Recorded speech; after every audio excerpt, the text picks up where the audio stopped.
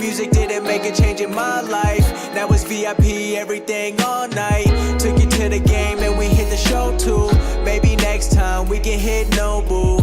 And I know you want me, not the money now.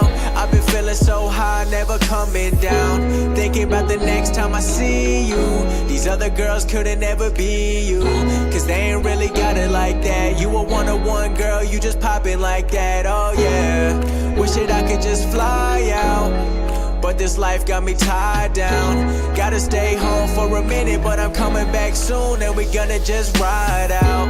Ride around town with a top down. West Coast girl, but she home now. I wanna make love with you, I wanna wake up with you, oh yeah. We staying up late till the morning, see the sunrise and we on it. I wanna make love with you, I wanna wake up with you, oh yeah.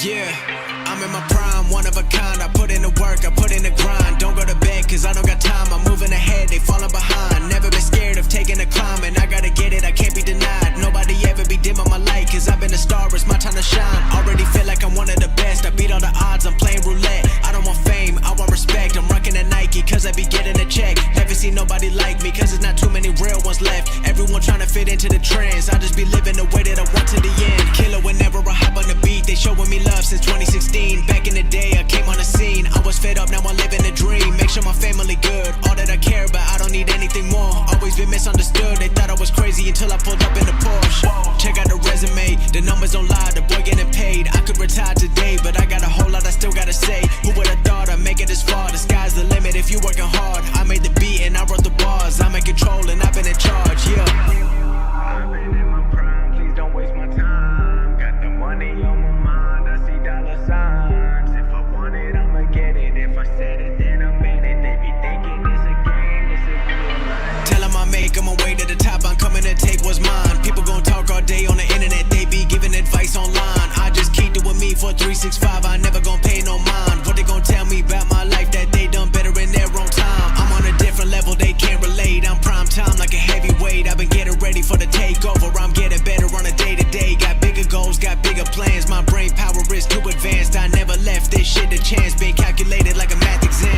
I'm pushing the pace, my rollie got diamonds inside of the face. My condo got views up over Biscayne, this life got a price that you gotta pay. Watching the sunrise over the ocean, thinking about how I came a long way. Never take nothing I earned for granted, cause I know it could be gone in a day. The moment never too big for me, my competition is me. Only the pressure making me more focused. The world is mine like I'm Tony. My idols turn to my rivals now. I'm making noise, they can't ignore me. I'm coming up for that spot now, cause it's my time and I want the glory. I've been in my prime, please don't waste my time. Got the money on my mind, I see dollar signs. If I want it, I'ma get it. If I said it, then I meant it. They be thinking it's a game, it's a real life.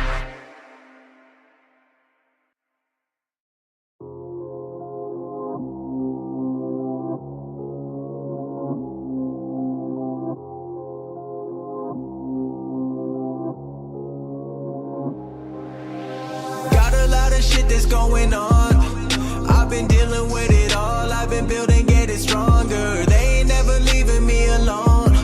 Always calling up my phone, asking for the bankroll. I just had to leave my own city.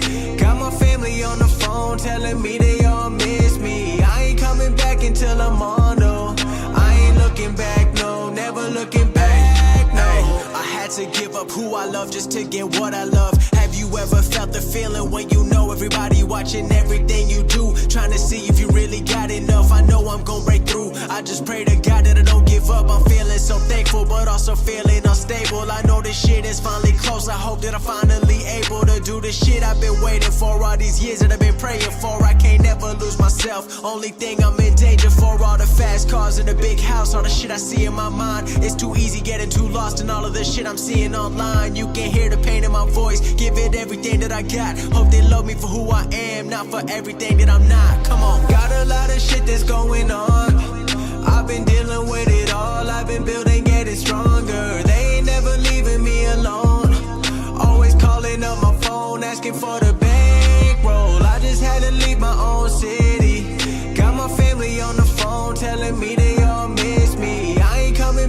until I'm on, no. I ain't looking back, no, never looking back, no.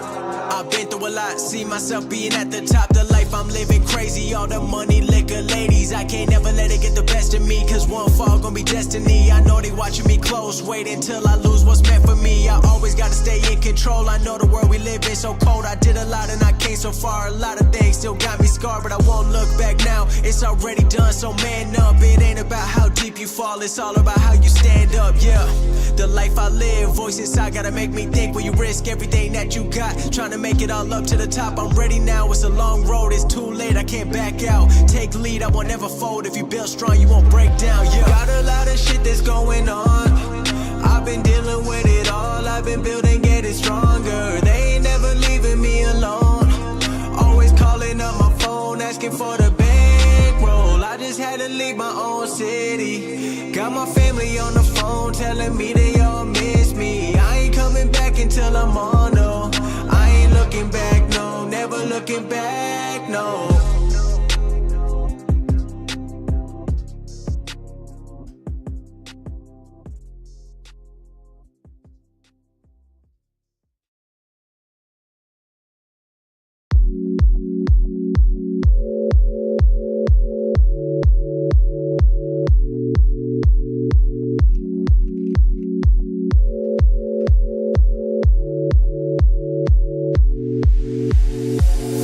Got a whole lot that's been going on. Everything right, but it feels so wrong. Think about life, wanna know what it's worth. Don't know what you have until it's gone. Fan back home and I know they proud. Counting on me and I won't let them down.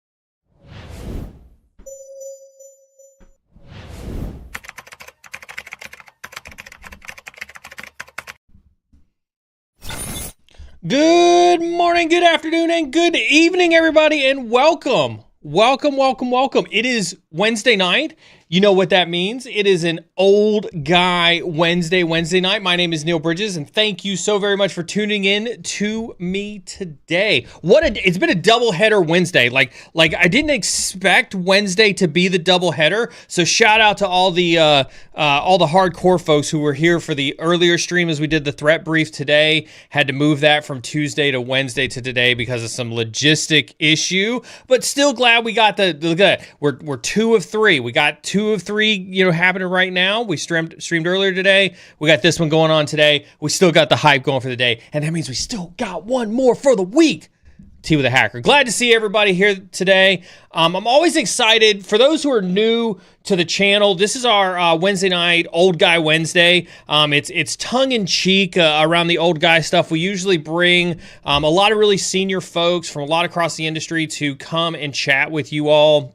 During our Old Guy Wednesdays. Usually you can catch me on here with my co-host Jeff. Tonight I'm super excited for my guest tonight. You guys are going to love the guest that we've got here tonight. But before we get into that, let's hit a couple rules. Why don't we? So first and foremost, we do have moderators in chat. Everybody give a huge shout out. Put your hands together for the moderator team. I want to give a huge personal thank you to my entire moderator team. They're here selflessly supporting you all. Moderators are here to keep chat free of racist, sexist, misogynistic, elitist, and otherwise toxic behavior. We have a zero tolerance for toxicity inside of chat. You may see them being toxic to me. That's their attempt to try to make me pay attention to chat and throw me off my game, but it ain't going to work today. Ain't gonna work today, mod team. Anyway, I'm a huge shout out to my mod team. They do keep me in check, and they do make sure that chat is free for you all to talk about, discuss, share your ideas and opinions about the content that we cover on this stream. They're not here at all to stifle chat. As a matter of fact, one of the advantages to this stream or any stream that we do here on Cyber Insecurity being live is that you get to talk to professionals and experts here on the stream, live on stream every single time we do it. And so with that being said, we're going to talk about a multitude of topics tonight with my guest. And so I encourage you at any point in time during the stream, whether it's something that's top of mind, whether it's something that we're talking about that's topically, whether it's just something that pops into your head that you're curious about, drop that question into chat at any point in time. I can assure you the moderators are grabbing the chat logs from across the different platforms, putting them into a queue, and making sure that we can grab the questions and push them up on the screen, just like this awesome, cynically appropriate comment from BSEC talking about Neal is definitely old. Yes, I am. I'm getting older by the day. Chris and I were just talking about that. It'll be a good day. So with that being said, do drop your questions in the chat at any point in time. We do appreciate that. Real quick, just a couple of housekeeping items. The VOD from today's threat brief is up. Make sure you go watch it. There are indicators of compromise for some of the attacks that the BitLift team has been seeing.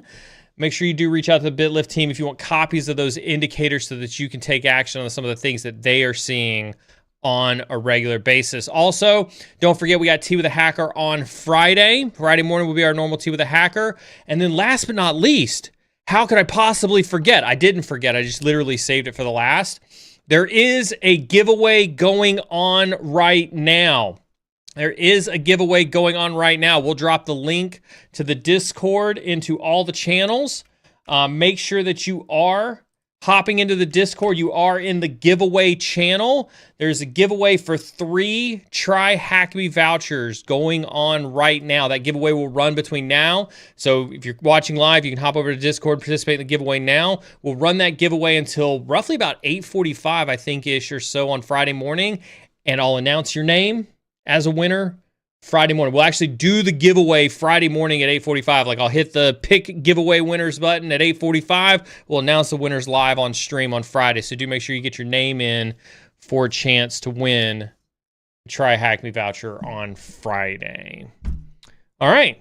I think that was it for the housekeeping items. I'm looking around my notes as if I'm magically going to see a sticky note with something on it that I said, or that one of my mod team told me, hey, remember you talk about this, but I don't see a sticky note or any other type of note. So I think that covers down all my bases. Awesome. Everybody put your hands together, put some bits into chat, stand up on your feet. For my guest today, I would like to introduce you to my good friend, awesome, super excellent, differ expert, Chris Pogue. I'm going to welcome you to the stream, but I'm going to kind of like brag a little bit about your history. This is the lead up about how awesome you are, right? Chris has been in cybersecurity for a really, really, really long time. Pretty much his entire life. Started out at IBM Global Services. He was an ethical hacker at IBM. He spent some time in the military. Chris, thank you so very much for your service and sacrifice as a warrant officer with the U.S. Army. At least you weren't in the Marines. I won't hold the fact that you're U.S. Army against you. Spent some time at TrustWave, where he was a delivery director for Spider Labs, where he did a lot of network penetration testing for the global organization, as well as a lot of investigations and whatnot. You spent your longest stint with Nuix, where you were chief information security officer. You were global head of security, and integrations, and you've been an adjunct professor for a number of years for a lot of different universities, and now you're currently the director of CyberCX as the director of their digital forensics. So an amazing career, a wealth of freaking knowledge. Thank you so very much on behalf of my entire audience, on behalf of my community. Thank you for joining Cyber Insecurity tonight. The floor is yours. Did I miss anything about your introduction? No, that was far more gracious than I deserved, but really appreciate the time and the opportunity to be here with you and your viewers today. No, we're excited too. Digital forensic incident response is one of those things that we hear a lot about in the industry. It's talked about quite a lot. You've got a ton of experience in that space. You're also an adjunct professor, and you teach a lot of stuff. I want to set the stage. One of the things that we like to talk about on Old Guy Wednesday is how the world has changed in cybersecurity from the time you started to what it is that you're seeing today. And so let's start simply with that. Right? If you look across your 20 plus years, your 25 plus years in this industry, the variety of things that you've done, the variety of jobs you had, the variety of clients you've had to interact with, how would you describe the change we've seen in the industry? Wow, that's a big question and a really interesting one to start with. I like to joke, right, and almost give you the Barbara Mandrell. I was country when country wasn't cool. Right? It wasn't even called cybersecurity when I started. It was information security, and so a bunch of us all sort of came out of the military at the same time, and the Army and the Air Force and Marine Corps, and well, maybe not the Marine Corps, but the Navy was trying to figure out what do we do with this cyber stuff. So some names that you'll recognize that were contemporaries, other old guys, Rob Lee, Jesse Kornblum, Kevin Mandia, Harlan Carvey, all of us came out of the military right around around the same time. And Harlan and I actually got to work at IBM together. He's fantastic. But I think there's a combination of things. I think there's a lot of change, and I think there's a lot that has stayed the same. Like if anyone follows Harlan on LinkedIn, you will have said or seen today, he was talking about a SQL injection case that he was working. We wrote like the SOP of how to investigate SQL injections in '08. And so here we are 17 years later, and we're still dorking around with SQL injection every now and then. And so there's new technologies, and speeds and feeds are faster, and we've got AI, which everyone's, in academia and outside are rotating on, but we're still dealing with the basics that we were dealing with 17 years ago, right? Improper input validation and bad passwords. People still click on, phishing links, and I don't think our jobs will ever graduate to the point where we can just focus on the cool stuff, that we're always going to have sort of this tail or albatross hanging around our neck that we drag the kind of basics through the mud over and over and over again. So I'd say that's probably, it's a change, but it's also a lot of the same. And my students, I teach at Oklahoma State University now. I teach business and digital forensics, and the students are just blown away. They're like, how could this be a thing? You really have investigations where Windows 2000 Server is there. You're like, yeah, it's the same stuff, right? That it's been for, forever. So I think that's what we're trying to pour into this next generation is, learn the new tech. You're going to have to know it. But more importantly, remember the old tech is still there, and you're still going to have to know how to, navigate your way around Windows XP, because there are, no kidding, still boxes running Windows XP. No, I love that story, because like it's real. I think you can't talk about change in our industry without saying that, like, we can talk about change all day long, but there is still so much old that is still 100% relevant. I tell a similar story, right? I spoke in front of a bunch of high school students one time early on in my pen testing career when I came out of the Air Force, and I talked about how I'd gotten into hacking, into pen testing again in the 90s before it was a thing, and I'd mentioned like hacking into universities over telephone lines and things like that, and they were like, hold on, you mean to tell me that with a 56K modem, with 56 baud modem, you were able to hack into a computer, with a telephone line? And they just couldn't believe that you could do that type of stuff with the older technology. But the fact of the matter is that old technology,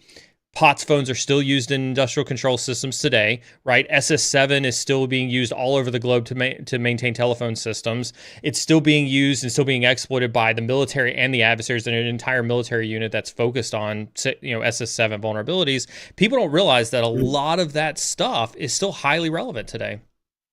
Yeah. And it's, the stuff that we want to leverage, right? The advances in technology and automation and AI. I mean, there's mountains of stuff that we want to do. I just think it's important to understand that you do still have this tail, and there is still going to be, what I tell my students, and what, like new investigators coming into the industry, we say, look, the technology is going to change. The process, right? The theory behind investigations hasn't changed in 1,000 years, right? It's just, this is how you investigate, and these are the steps that you go through. That will be the same. So irrespective of what technological advancements are made, the process of, okay, I've got to identify evidence, and what does that evidence tell me? And do I understand the difference between inculpatory and exculpatory evidence? And where does that point me? And how do I read that? And how do I then, most importantly, how do I translate that so that a non-technical audience can understand?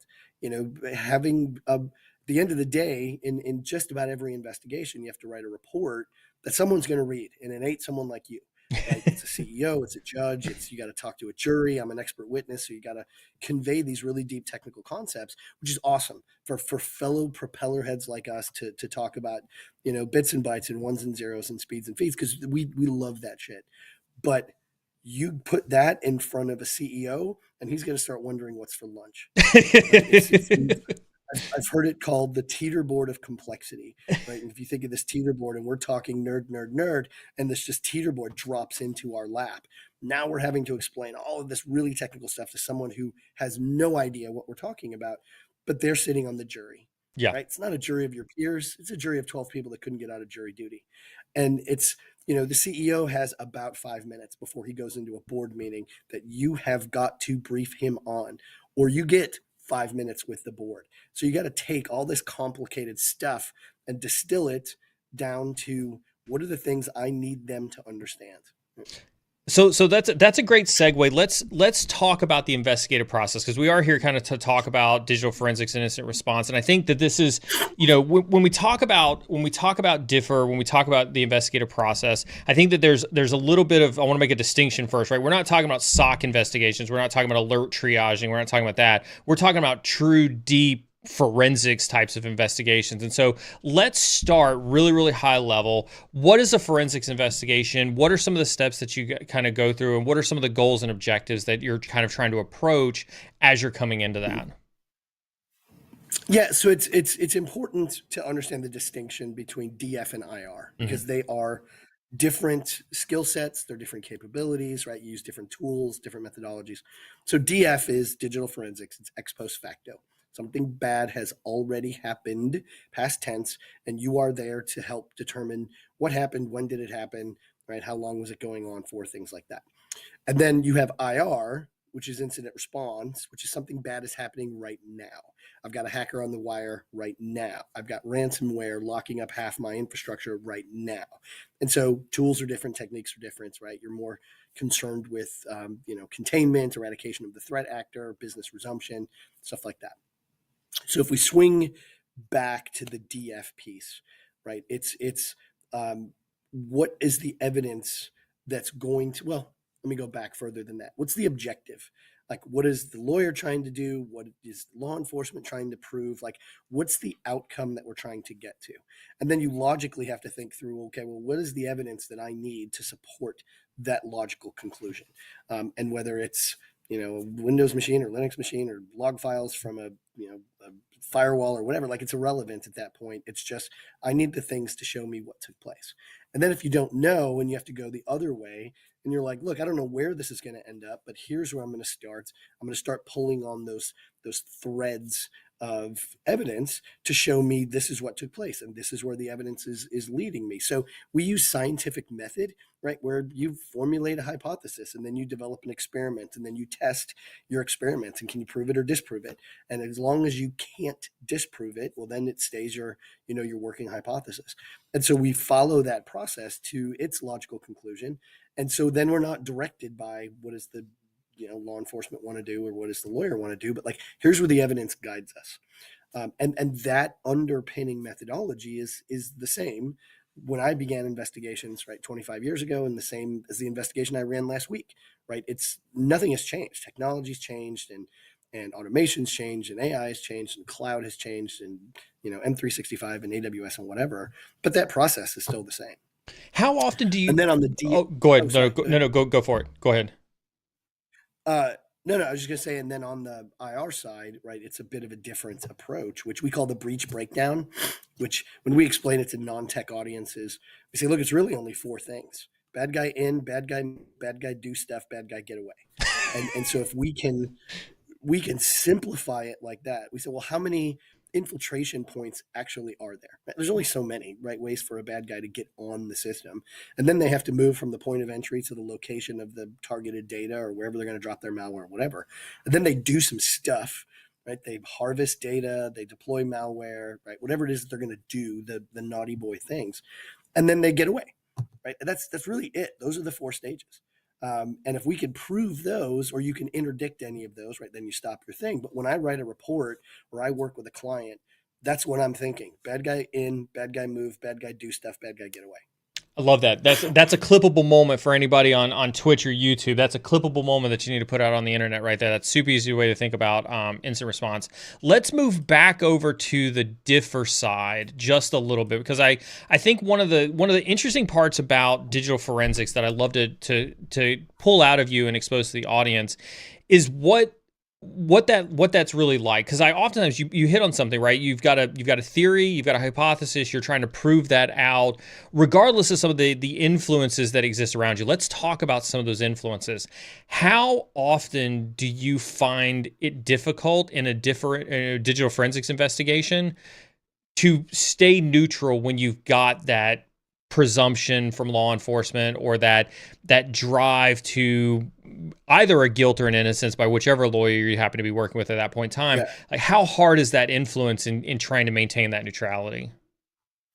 Yeah, it's not hard for me as a a veteran, but it's as for younger investigators, like it's really hard. And at times in my career, it's been more difficult than others. And I remember early on talking to Rob Lee about this, and his the way he framed it was really good, and I've used it for years. But I want to credit Rob with this. He said, as investigators, we are independent fact finders. That's the tail does not wag the dog, right? We are here to find facts. It's not my truth or your truth, it is the truth. And we have the benefit in the tech world where we don't have interpretations, right? For the most part, we just have evidence. Now we have to interpret that evidence, right? So I don't want to be misleading there, but there's not a multitude of interpretations, right? If you've got log files and it shows access, from an IP address, like my interpretation of that and yours shouldn't be different. Like if we're looking at the same piece of evidence, we should come to the same conclusion. And so early on in an investigation, when we're retained by legal counsel, when we're collaborating with law enforcement, we're just like, look, man, we're independent fact finders. Like we're not on anyone's side. We're on the side of the truth. And that's what we'll pursue. And if you like that or don't like that, like that's not my job. You're the lawyer. You do that. That's your expertise. I'm just going to make sure that you have all the information available to make whatever decision is that you're going to make. It was the same thing when I was a CISO. When I would talk to my boss, who was the CEO, I would say, look, man, I'm just going to give you all the information you need to make a decision. Now, whatever decision you make is on you, but it's not going to be because you're missing anything. And so I think that has resonated with my clients and has given me, some ability to stand up in the face of some contradiction or pushback. Is just like, look, I'm a fact finder. Like this is what the data says. Like you can interpret it any way you want to, but I am an independent finder of the facts, and this is what it says. What about from like a pressure perspective, right? I mean, there's a lot of rush during a criminal case, right? There's people who are trying to get answers today, get answers tomorrow, get a prosecution in place. It always feels like there's a time window where everybody is stressing to try to get answers to something. How often do you find yourself influenced or pressured, or investigators in general pressured to get that forensics based evidence rapidly to either law enforcement or to the law offices? Yeah, it's pretty prevalent. I mean, we colloquially call it the CSI effect. CSI shows up and everyone thinks crimes are solved in 30 minutes or 45 minutes or whatever. And it's just not the case. Like it's depending on the data sets that you're dealing with, like it could take 2 weeks to process. Like it just there's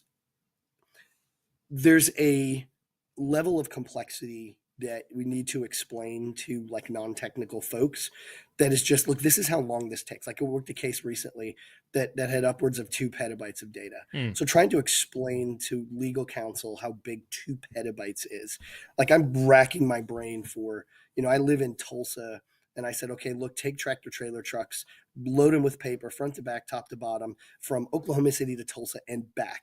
And that's probably close to 2 petabytes. Like it's a ridiculous amount of data.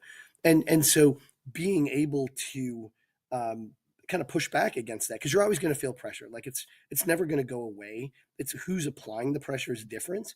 And it's, sometimes the CEO and sometimes it's the, law enforcement or legal counsel or whatever. And so things go as fast as they can go, right? And I think what I've learned has been a really good position to take is say, look, we're gonna expedite this process as much as possible, right? We're gonna be cognizant of the amount of time things are taking. We're gonna be fiscally responsible with your money, but things take time, and we're not waste time. But this is not the time to cut corners, because if we do something wrong, if we miss a step, or we're cutting some sort of corner because it's going to meet your guidelines, then we're going to get crushed by opposing experts. We're going to get crushed in cross-examination. Some government regulator is going to come in over the top of us and just destroy everything we've done. So there are times where it might be wise to cut corners, or when it's not unwise, rather. This is not it. And so most of the time, our customers and law enforcement officers and attorneys that we work with are like, okay, yeah, we get it. They still don't like it and they want things to move faster, but they understand when you say, look, if I cut a corner now and 6 months from now, an opposing expert comes in and hammers me because I didn't follow, the process the way I was supposed to do things, I'm like, you're going to be hating me, and it's going to be a whole lot more than you hate me right now. So let me do my job. I promise you, I will be expeditious, but I'm not going to be foolish. And they appreciate. Let's pivot a little bit to that legal side, that lawyer side, because you've been an expert witness, you've gathered evidence that you've been able to present to law enforcement, you've been on that side of that digital forensics. I want you to talk a little bit about that, but there's a really good question from from chat on this one, and Callie says, like, how do you deal with the process and pressure of the exact working custodial paperwork process when dealing with criminal cases? Yeah. Can you kind of talk through what that's like to have to be that meticulous in your evidence gathering process when it comes to working in legal cases? Yeah, so the evidence gathering part's easy. Like, there's RFCs, that govern that. There's, Daubert and Fry. There's like all these standards that we have to meet. So that's just a checklist. The really difficult part and the really challenging part is wording, right? Is word. I tell my students, words have meaning, and you don't get to make those meanings up. Like, you have to be able to explain things in a manner that is consistent with the accepted meaning of those terms or phrases or whatever. And so I've worked, some cases recently where I'm the expert, having to go back through what the opposing expert has said and go, that is not what that word means, or that is not what this technology does, and having to unravel that. And it's a total pain. But the complexity that you have to unravel has to both be technically sound, and it has to be understood by a non-technical audience. And so typically, we work with counsel on that. And so we'll go back and forth, 10, 15 times with our legal counsel that we're assisting, and get the language right. When we tell them, look, I'll change anything. I can't materially change the findings that I have, but I'll reword it so that it makes you happy, and et cetera. And so, having done this, a bunch of times, you get better at it as time goes on. So it's like going to the gym. It's a little less painful the 1,000th time as it was the first time. But you get used to what language resonates well with judges and juries, or with, if it's an arbitration hearing or whatever. And then you just get better at that. You work with more attorneys and the like. But it's not easy. It takes time. And there's zero room for error, because opposing counsel is going to have an opposing expert. And when I've been the opposing expert, I am on the hunt for some mistake that they made, because when you find one, then the typical response to that is, well, if they made a mistake here, where else did they make a mistake? Mm-hmm. I'm going to spend all my time unraveling all these mistakes that they made versus trying to investigate. So, Your Honor, we just need to throw this case out. And so you have to cross, T's, dot I's. Having a team that you're working with is super helpful.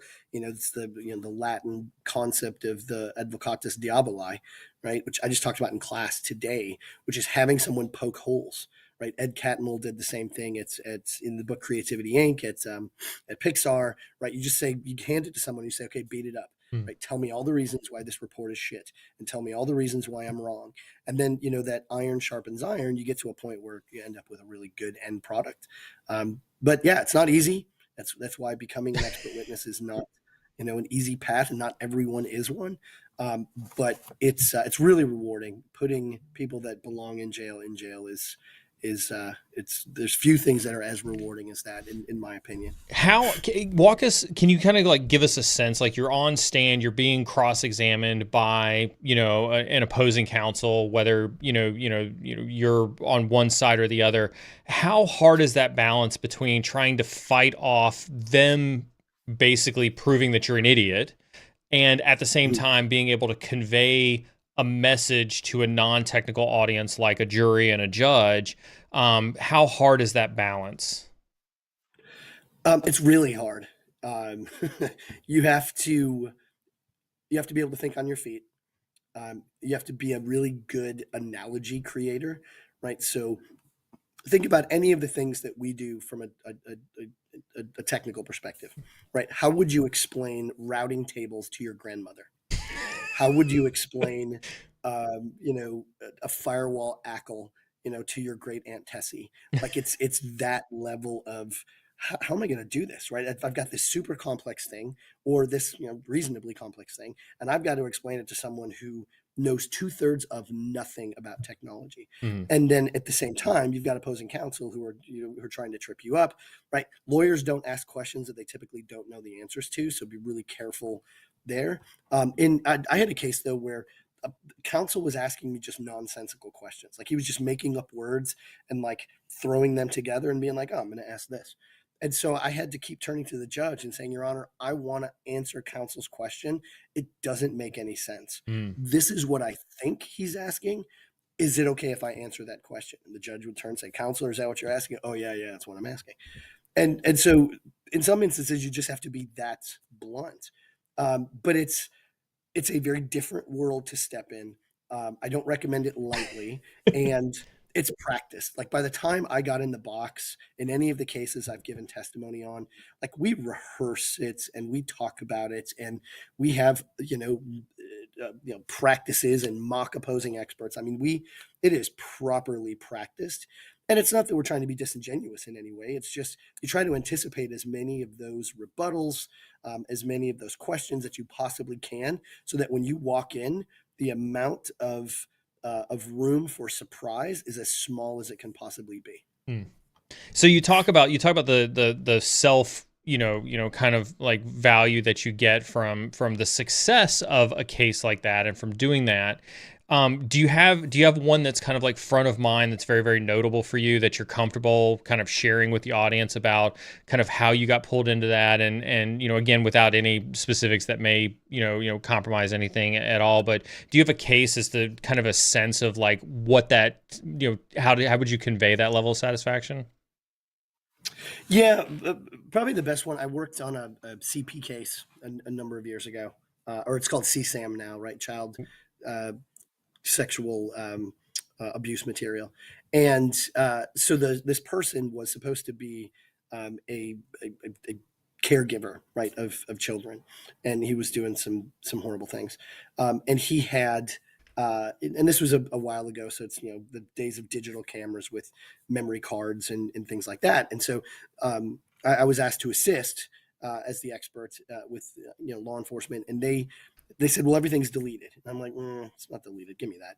And so I was able to pull out, the deleted data, the partially deleted data, right? And so we had plenty that we could go back and sit down. So we went into the pretrial hearing and said, "Look, Your Honor, here's all the stuff we were able to find. Here's our plan. We're going to show this stuff to every member of the jury who is someone's grandmother, grandfather, aunt, uncle, parents, brother, sister. They're going to see this and they're going to send this guy to prison for the rest of his life." And so he ended up pleading, right? And so he's still got, I think 7 or 8 years. But in a case like that, where it's, in my opinion, that is the most heinous of crimes. And to be able to go from, we think everything's been deleted, to him pleading out because he doesn't want the evidence we were able to recover in front of a judge and jury, like it was unbelievably satisfying.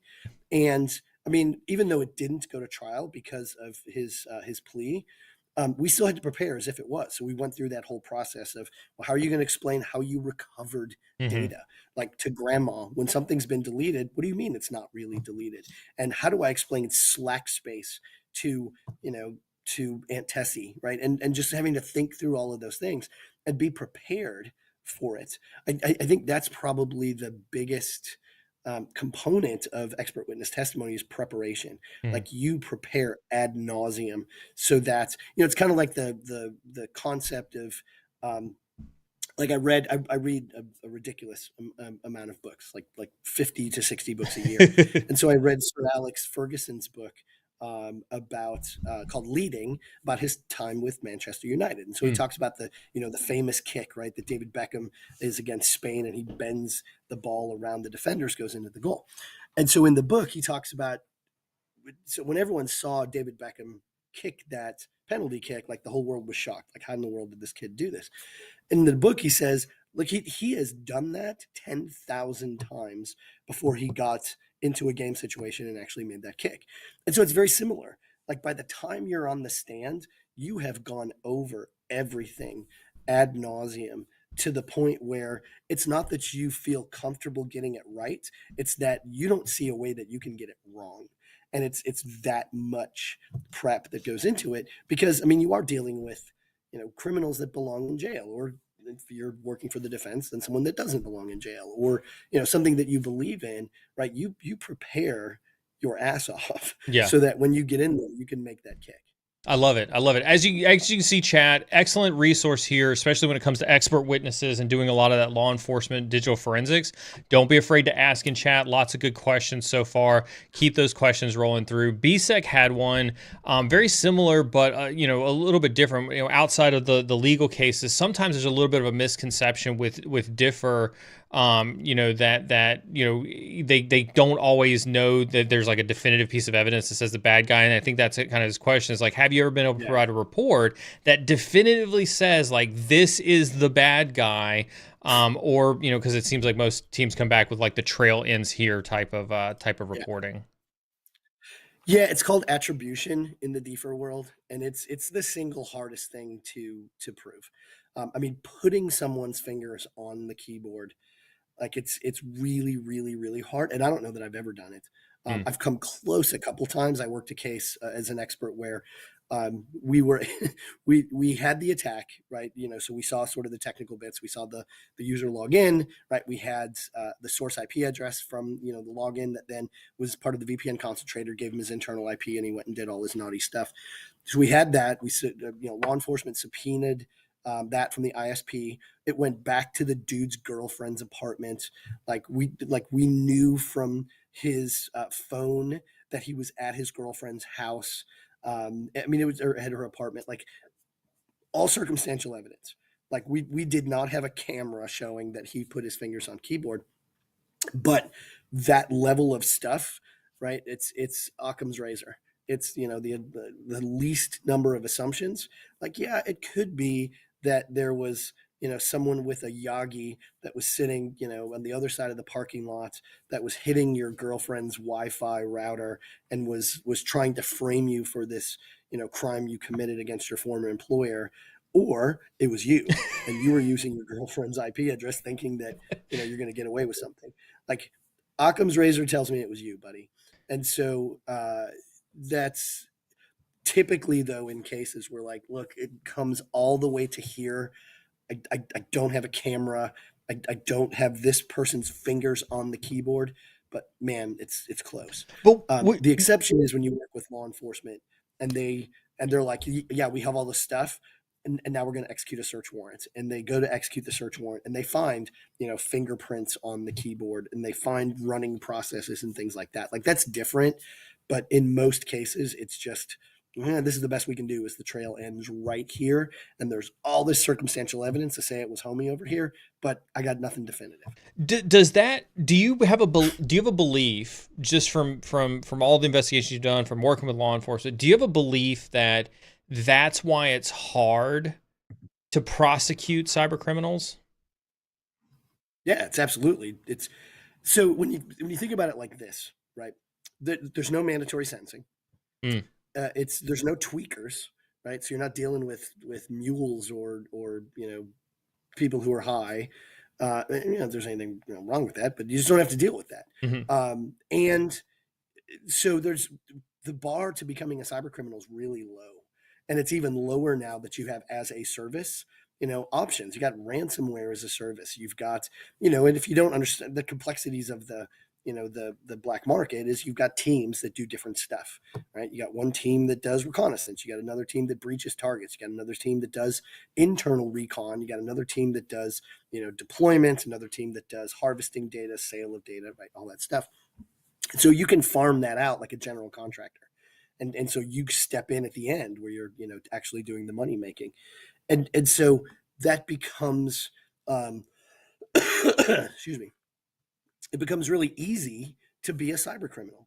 And, like I said, there's no mandatory sentencing if you get caught, even if you're in an extradition country, right? And if you're not in an extradition country, they have to get what's called an MLAT, or a mutual legal assistance treaty, which basically says, hey, let us into your country to arrest one of your people. And I mean, even MLATs in friendly nations can take a long time, let alone, you get on the phone to, the Russian Federation, like they're not letting Yeah. the FBI in. And so it's very difficult. So yes, that's a long answer to say, yeah, it's really hard to get to the point of prosecution. And that doesn't even count, like, you have to give information to the U.S. Attorney's Office or the state prosecutor.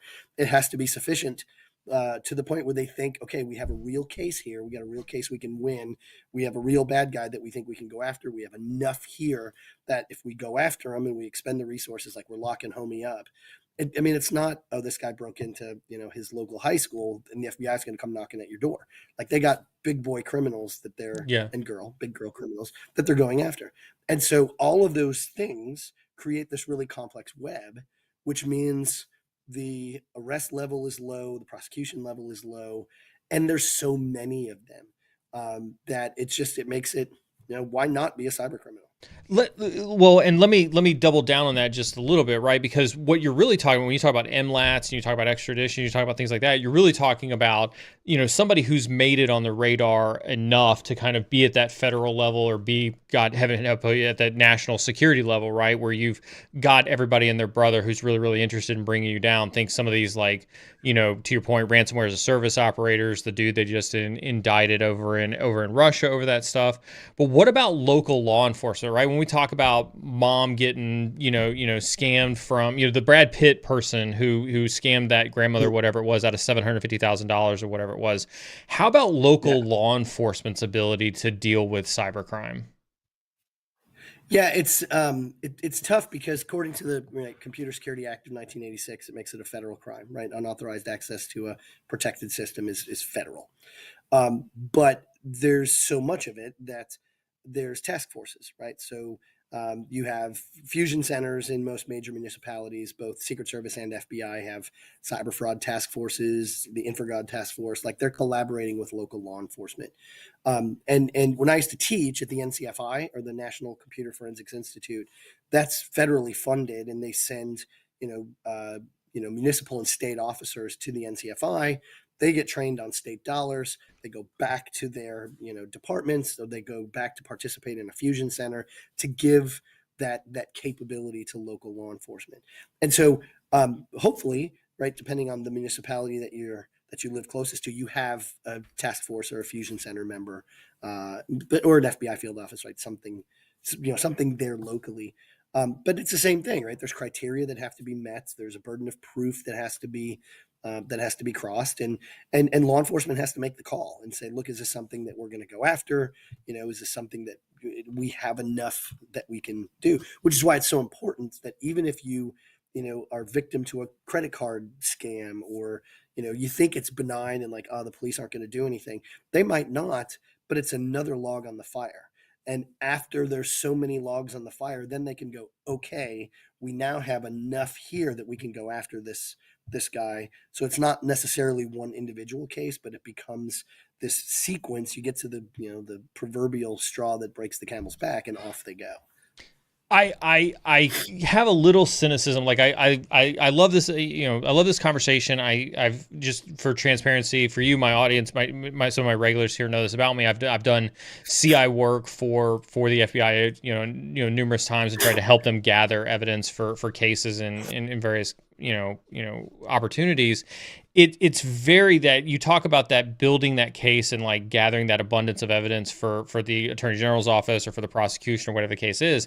That seems to be the hardest part, at least, from my limited experience to it, in terms of helping to prosecute and really kind of get to some of these folks who are doing cybercrime, pretty regularly, is doing the proper things that you need to, either vis-a-vis the U.S. Constitution or via the international laws, the abundance of evidence and things like that, to really bring forth and be able to prosecute a case for cybercrimes, despite the fact that CFAA does make it a federal crime out there.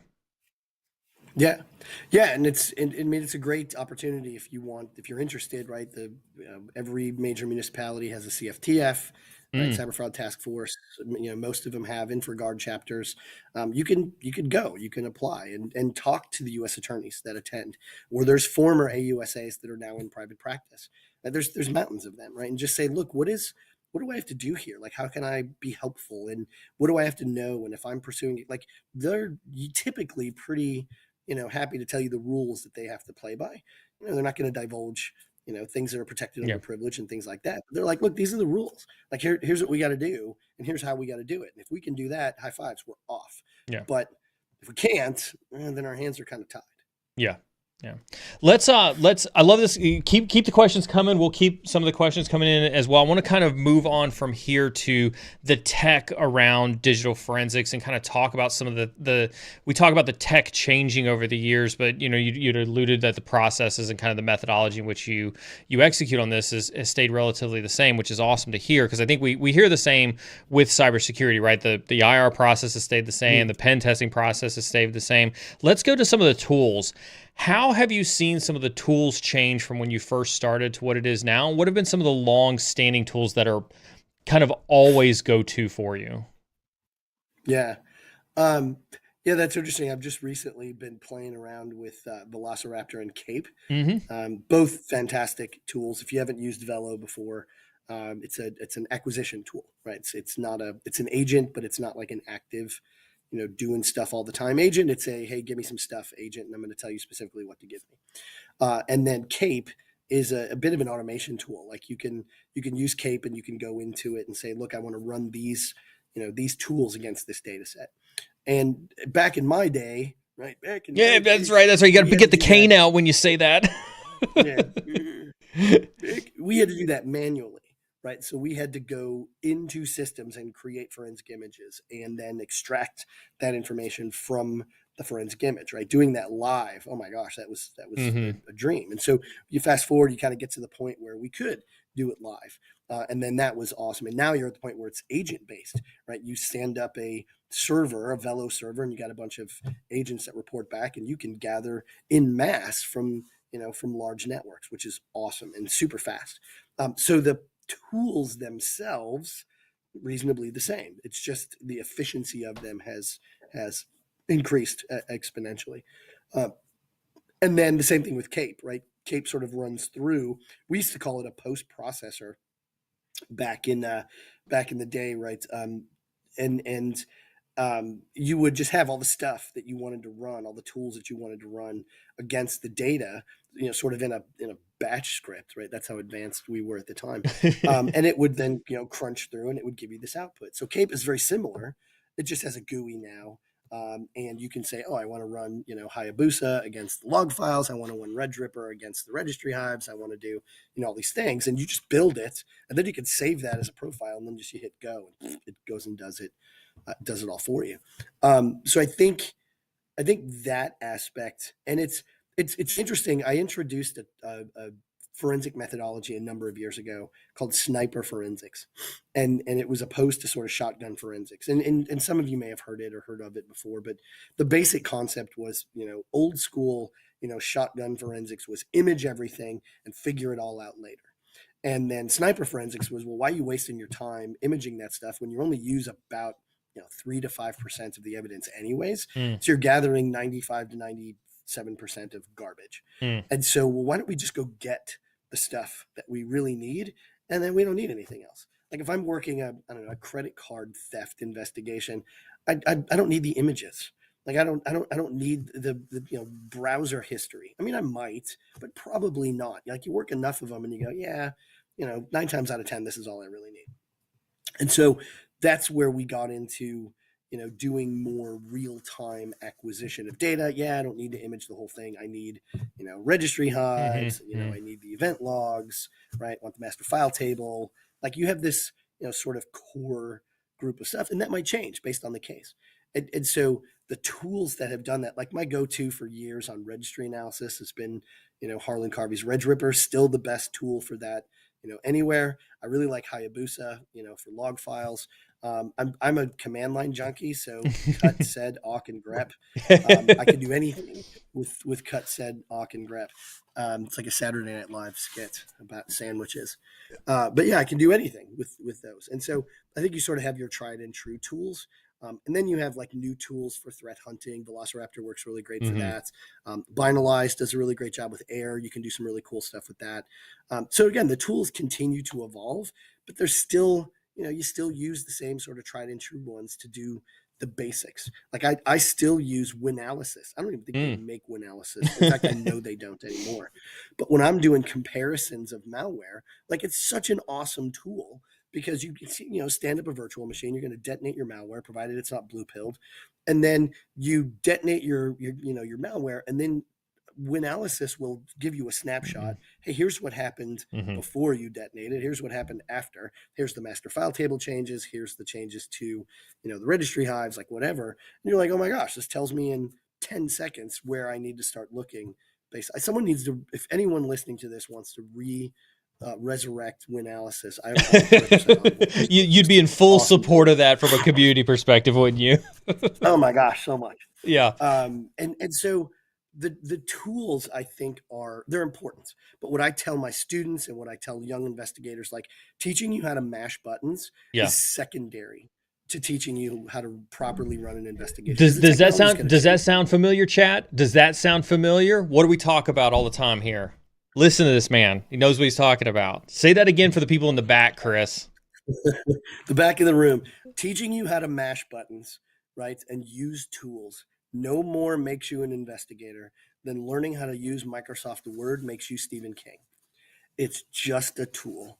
And your ability to use it against the appropriate data sets, to interpret that data, to tell a story of what transpired, that is the money shot right there.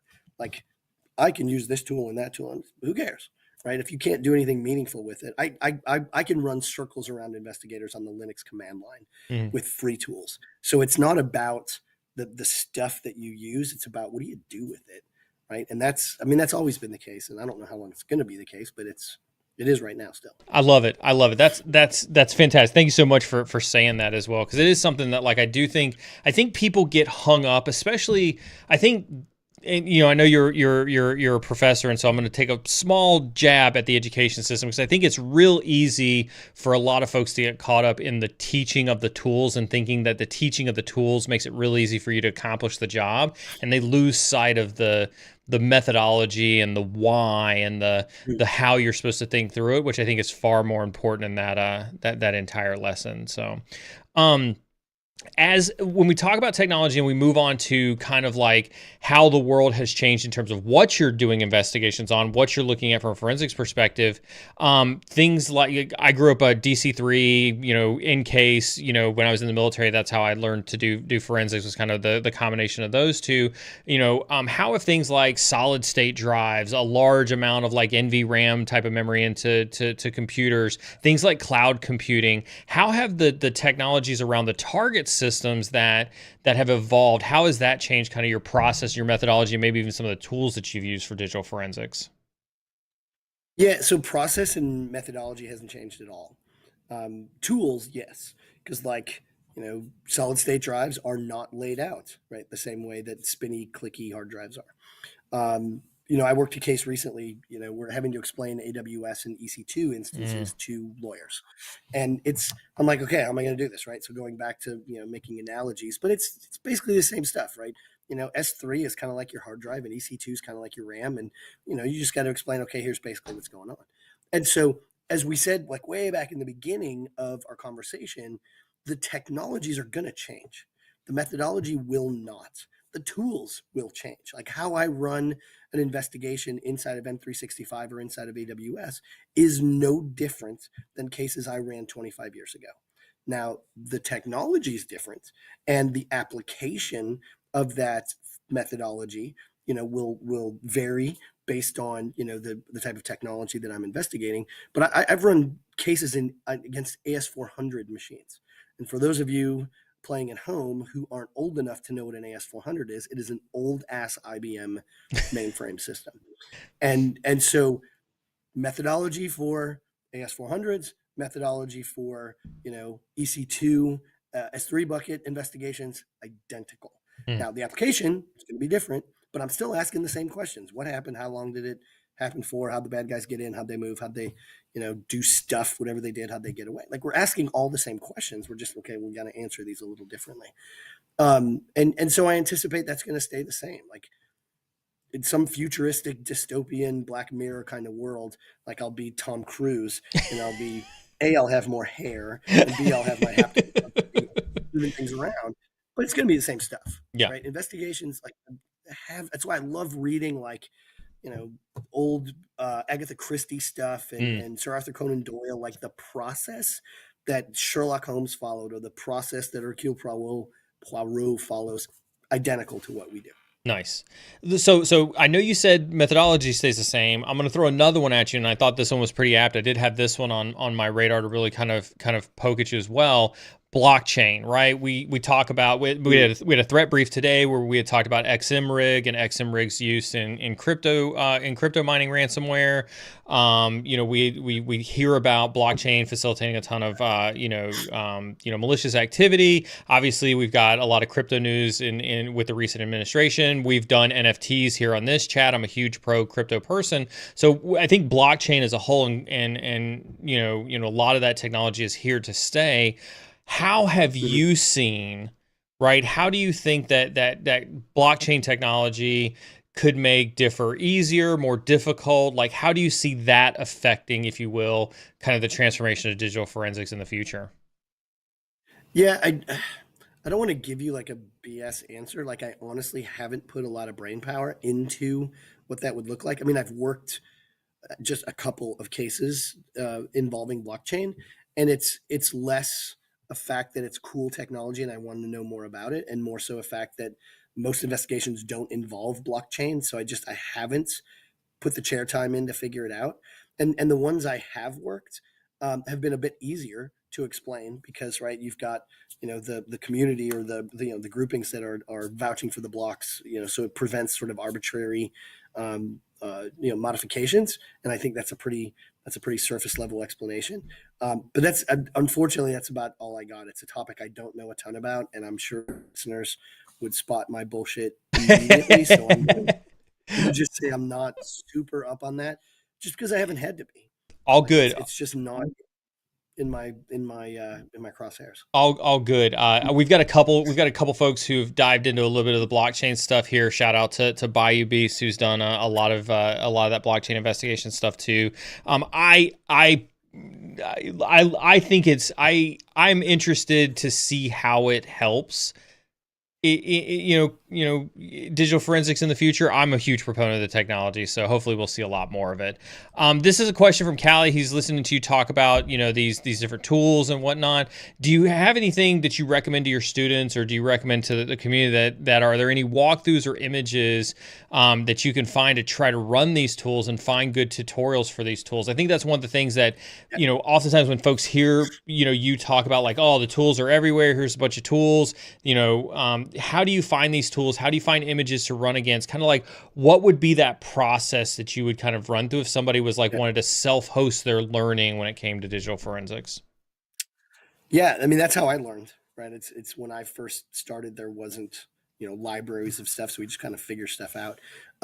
So yes, I can send you the links afterwards. Like, I don't have them on the top of my head, but yeah, there's data sets and old CTF data sets that you can use from like SANS and things like that are fun to play with. There's your local systems, like it's your own systems. You could go on eBay and buy crappy old laptops that have hard drives probably in them still. Like, there's a lot of stuff you can sort of self do. And then the tools themselves sometimes will have data sets, and you can say, oh, cool, here's a bunch of log files. I can dork around with these. Sometimes your employer will allow you to take old, archived, log files because you want to learn how to carve them up. So I don't know that it's like super. I will give you some links for data sets that I recommend to my students that I use in class, things like that. But you just have to get creative. Like, don't take anything without permission. Even though it's, for educational purposes, there might be, bodies of legislation or non-disclosure agreements or stuff like that prevent that. But it's not impossible to come across. It takes a little bit of effort. But like I said, your own personal systems will have registry hives and event logs and all that sort of stuff. I can secondhand back up the go to eBay. If you, I don't know what your experience has been with this, Chris, but like if you go back to like when people were trying to do some of the first medical device products, from a hacking perspective, they would go on eBay and they would find those old medical devices and they would buy them off of eBay for a couple $100s, and then they would just basically play with them to try to figure out how to hack into them. There's tons of startups that fail that, believe it or not, still have data centers where you can go get servers and go, get the servers from there and try to do some forensics on those servers off of eBay. I think that's a fantastic suggestion for folks. Well, and there's restaurants that go under that sell their point of sale systems on eBay. That's a good point. I mean, there's schools that are getting rid of old computers. There's companies that some organizations have 5-year, 7-year shelf life on computers and then just get rid of them, so they donate them. You can find stuff. I found stuff at Goodwill before. I found a Spark 10 once at Goodwill. It's just like, okay, so that's old. That's old, folks. That's a big mainframe that's like super old. Well, so the Spark 5 and the Spark 10s were the desktop. It was an old Sun Microsystems. I think it ran Solaris 8. Yeah. And so, yeah, I mean, you can find all this. It sounds crazy, but yeah, go on eBay and just search for like point of sale systems, right? Micro's point of sale system. I found one that had credit card data on it. I got it. It smelled like barbecue sauce. Like it was obviously in a barbecue restaurant. I powered it on. My wife's like, "Are you cooking barbecue?" I'm like, "I just bought this thing off eBay and it smells like barbecue." Oh my God. But you can find all kinds of stuff, and then you could just get after it and start practicing. You'd be amazed what you can find on eBay.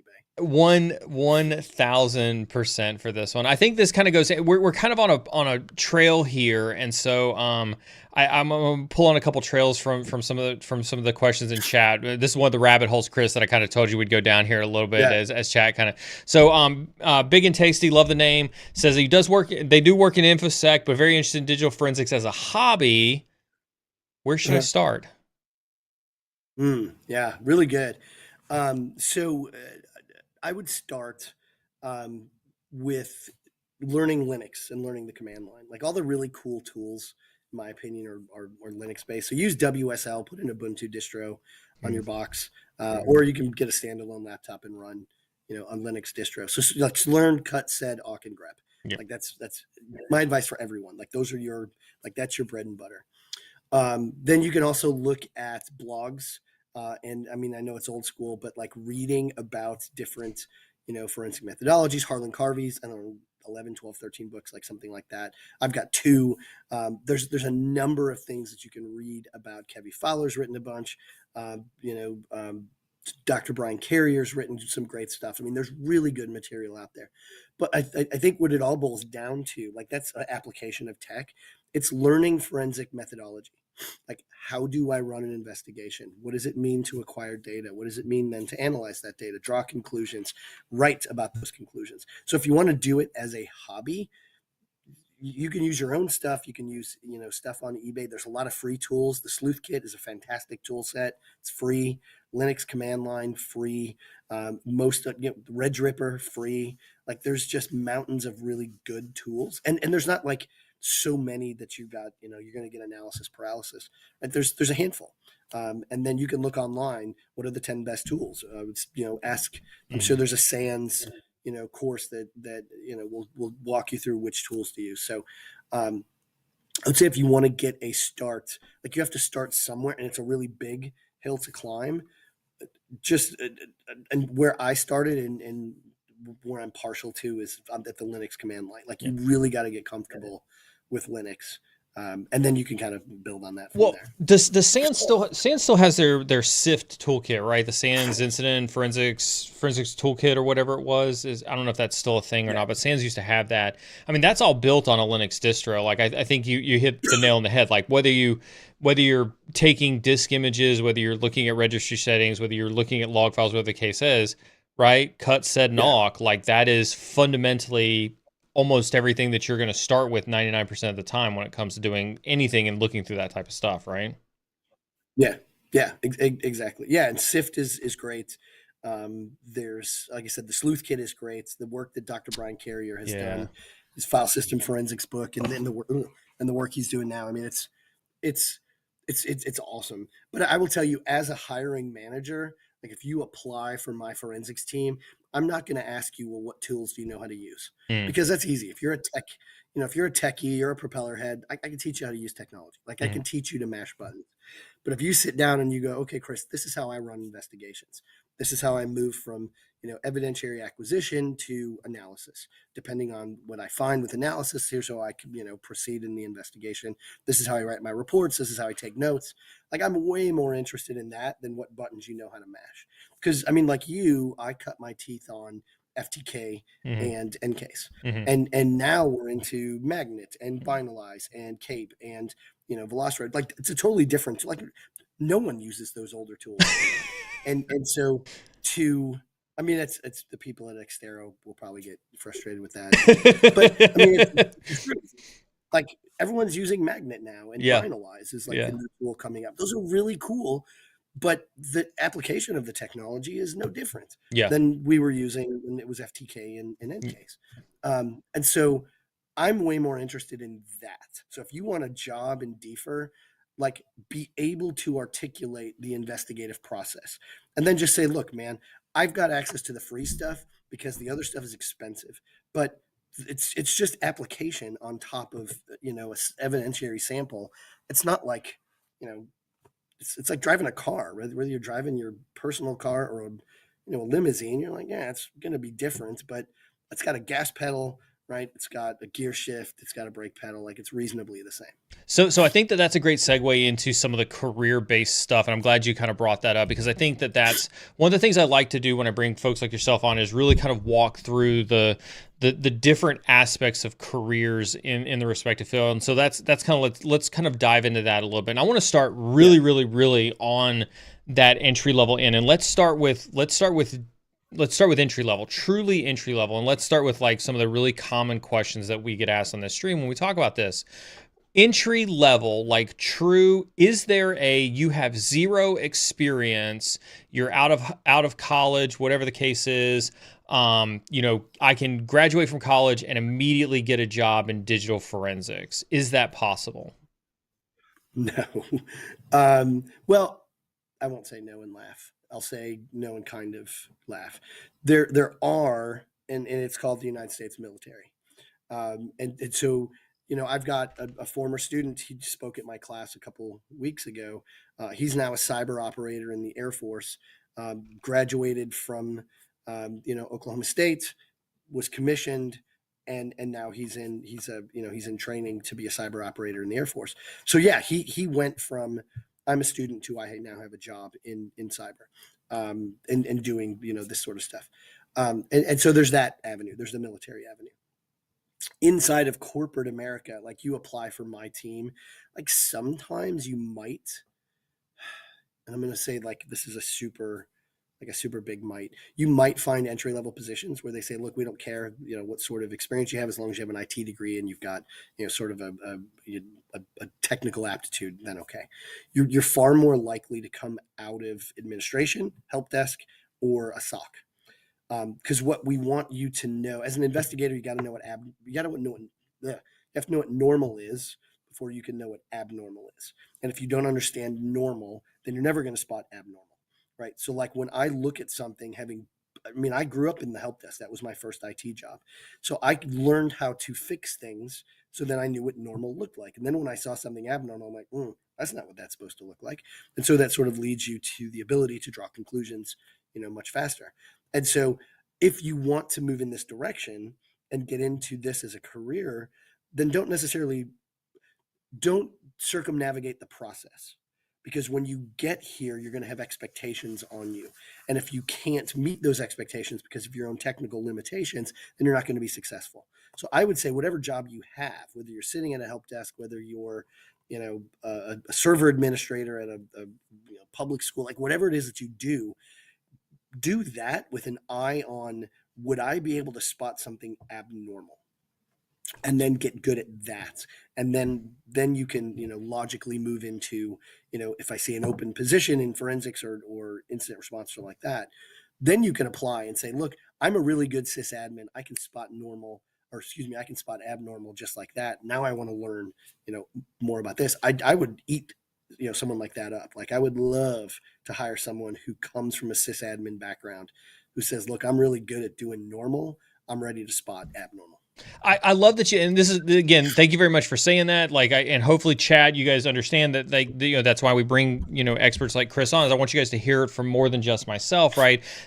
Sometimes there's these great jobs in DFIR digital forensics that, you're not going to jump straight into, regardless of what your previous education is, regardless of what your previous life is or things like that. There's oftentimes a process, as Chris talks about it, or a step, if you will, or a few steps that you have to get there. So Chris, thank you very much for leveling that. So no entry-level positions, really truly entry-level positions as we typically think about when it comes to digital forensics, or even the broader DFIR field. So let's talk about, would you fairly say what, 3 to 5, 5 to 7 would probably be a good range in which you would probably start to say, like, this is the minimum amount, to your point. I want you to be able to have looked at bad for this long for me to say, like, okay, we can give you a shot in DFIR. Yeah, it's hard to put a time limit on it because everyone, everyone takes advantage of the 24 hours they have in the day in different ways, right? Time's the great equalizer, and 3 years for me and 3 years for you might look very different. Mm-hmm. I would ask a lot of questions about, tell me what you've been doing for the last 3 to 5 years. Like, walk me through a regular day. And, Cindy Murphy, a long time ago, made one of these statements. And she said, people who are excited about DFIR, she called them the Chihuahua on the pork chop. And I love that phrase, and I've used it ever since. I have to credit Cindy for it because it was hers first. But you got to be a Chihuahua on the pork chop. Like you have to be relentlessly pursuing this thing that you're so passionate about. And if it's DFIR, like those of us that are in this, all feel this way. Like, we're like, this is the greatest job. Like, chasing bad guys through cyberspace. Are you kidding me? Like, nothing is cooler. But to get there, like, you got to Chihuahua on the pork chops and stuff. Like, you got to figure out the command line, and you got to figure out networking, and you got to be able to read network maps, and you've got to be able to, parse log files and look at logs that you've never seen before and read headers and do all this stuff. Like, it's before you ever get in that seat and you're like, okay, I'm ready to perform an investigation. Like, you got to have all this sort of background knowledge. And like you said, that's not a job you're going to get tomorrow. And so I would say use the time that you have. And as you build up to wanting to, to work in this space, as like, don't lament it, like, embrace it and be like, look, man, I am going to get so good at what's in front of me that when I'm ready for the next challenge, like, it is going to be a logical progression, not a huge leap for me to move from, where I'm at to where I want to be. Makes sense. Let's talk about moving through the career field just a little bit, right? So you're in DFIR, you're doing some forensics, you're doing some investigations. What does the career path look like? Typically, how do you go from mid to mid senior to senior level, and what does that kind of trajectory look like for somebody in DFIR? Yeah. So starting off, at entry to mid, right? You got to learn how to conduct investigations, right? You're going to have a team leader, a squad leader, right? You're going to have some more seasoned investigator overseeing what you do. But we're going to start to feed you stuff because I want to see what comes back. Are you asking me a bunch of questions? Are you finding things on your own? Are you stumbling over the same stuff over and over again? Or are you learning from your mistakes, right? Are you hunting down, problems and fixing them on your own? Or are you, crying to the team, asking for help to do X, Y, and Z? So that movement shows maturity, right? Not necessarily in technical acumen, but of process and of thinking. And you come to the realization that there is no way that you're going to know everything. And you're okay asking people. You're like, hey, man, I know you know way more about, AWS than I do. And I'm in the middle of this investigation that I've got this AWS angle on. Can you help me out? And so getting to that point where you're better and you ask sooner and you stop making assumptions, right? Whenever there's something you don't know, don't spackle over it with assumption, but you go find out. And if you're not the person that knows, well, you go find someone that does. And so getting to that place, that's when you start moving into the senior level investigator, right? It's your hubris has been left behind, right? Your ego's at the door. You don't mind asking questions, right? You're better at running through the stuff that you know. You're better at taking on things you don't know, because that is one of the distinguishing characteristics as you move or as you advance in the career, is you become less rattled by the weird and wonderful stuff that comes at you. Like, I've seen young investigators go, I don't know how to do this. And seasoned investigators go, I will figure this out. Right. Like, you just have done the unusual so many times. You're like, man, it's technology. It's all reasonably the same. I'll figure it out. And then you get into this really complex thing of people, like the complexities and the messiness of leading teams, being able to encourage people, being able to coach, working with customers, working with lawyers, working with CISOs, and I mean, all of that becomes the focus of the next level, right? I mean, I still run investigations, so I'm still fingers on, but I also sit in front of CISOs, and I also talk to boards, and so I also coach and train and teach, and so being able to take what you know and not only apply it, but teach it to junior members of your team, as well as convey it to non-technical audience members. Like, that's when you really get into senior levels, where you are speaking with clients, you're involved in sales processes, you're involved in testimony and all that sort of stuff that has nothing to do with technology, right? So you build your chops early. You perfect the fact that you don't know everything, and you're good at asking questions. And then you get into the people part, where you become a leader, a mentor, a coach, and getting the best out of others, right? So that movement from being an individual contributor and your own activities are your trophies, to being a leader, mentor, and coach, where the activities of others become your trophies. Like, I'm so proud of people that I've had the privilege of coaching, and watching them go be successful, watching them become leaders at other organizations, watching them become seasoned investigators. Like, I read once, you're not a leader till you produce other leaders. Mm-hmm. And so to me, that's that senior piece is, are you helping others achieve what they want out of their career path? And that becomes, sort of that, Maslow's hierarchy of needs, right? You're in self-actualization at that point. I love that you brought a lot of these up. I want to pick into a couple of these, but I want to start with that hubris and that ego that you mentioned, because I think that's one of the things that is arguably, I think, probably one of the first limiting factors that a lot of folks struggle with in their career, is that I don't know everything. I need help. It's not a one-man show. I mean, that mentality of like, I am the one who's going to solve all the problems, versus the rapid acknowledgement that you don't know and you're going to find the answer. Would you agree with that? Right. Oh my gosh, yes. And I'll quote this from a book, right? Because remember, nerd books. Yeah. So Call Sign Chaos by General James Mattis, right? So Mad Dog Mattis, 4-star general in the Marine Corps, former chairman of the Joint Chiefs, former Secretary of Defense under President Trump in his first term in office. General Mattis said, look, if you basically haven't read hundreds of books about your chosen field, you are functionally illiterate, because your knowledge and your experience alone is insufficient to make you successful on the modern battlefield. And so if we apply General Mattis's statement to what we're doing, is to say your experience and your knowledge alone is wholly insufficient to be able to produce an excellent investigator, which means you got to read the shit out of any book that you can find about this subject matter. You got to talk to people, you got to listen to podcasts, you got to watch, YouTube videos, whatever it is. You should be a constant sponge, because like Nick Saban did with Alabama, right? He said, I looked for every advantage that I could give my team, and 7 national titles in 14 years is a pretty good result. And so it's the same concept. It's, what are the advantages you can give yourself, and go find those, because if you don't, you're giving the combat multiplier to the enemy. You are allowing someone else to take on those advantages. So I would say hubris is don't know if it's a function of age or if it's just a function of foolishness, but to think if you think about the complexities of modern technology, to think you know it all is ridiculous. Yeah. Like I know a little bit about a lot of stuff, and so I'm more of a generalist, and I know who to ask about specific things.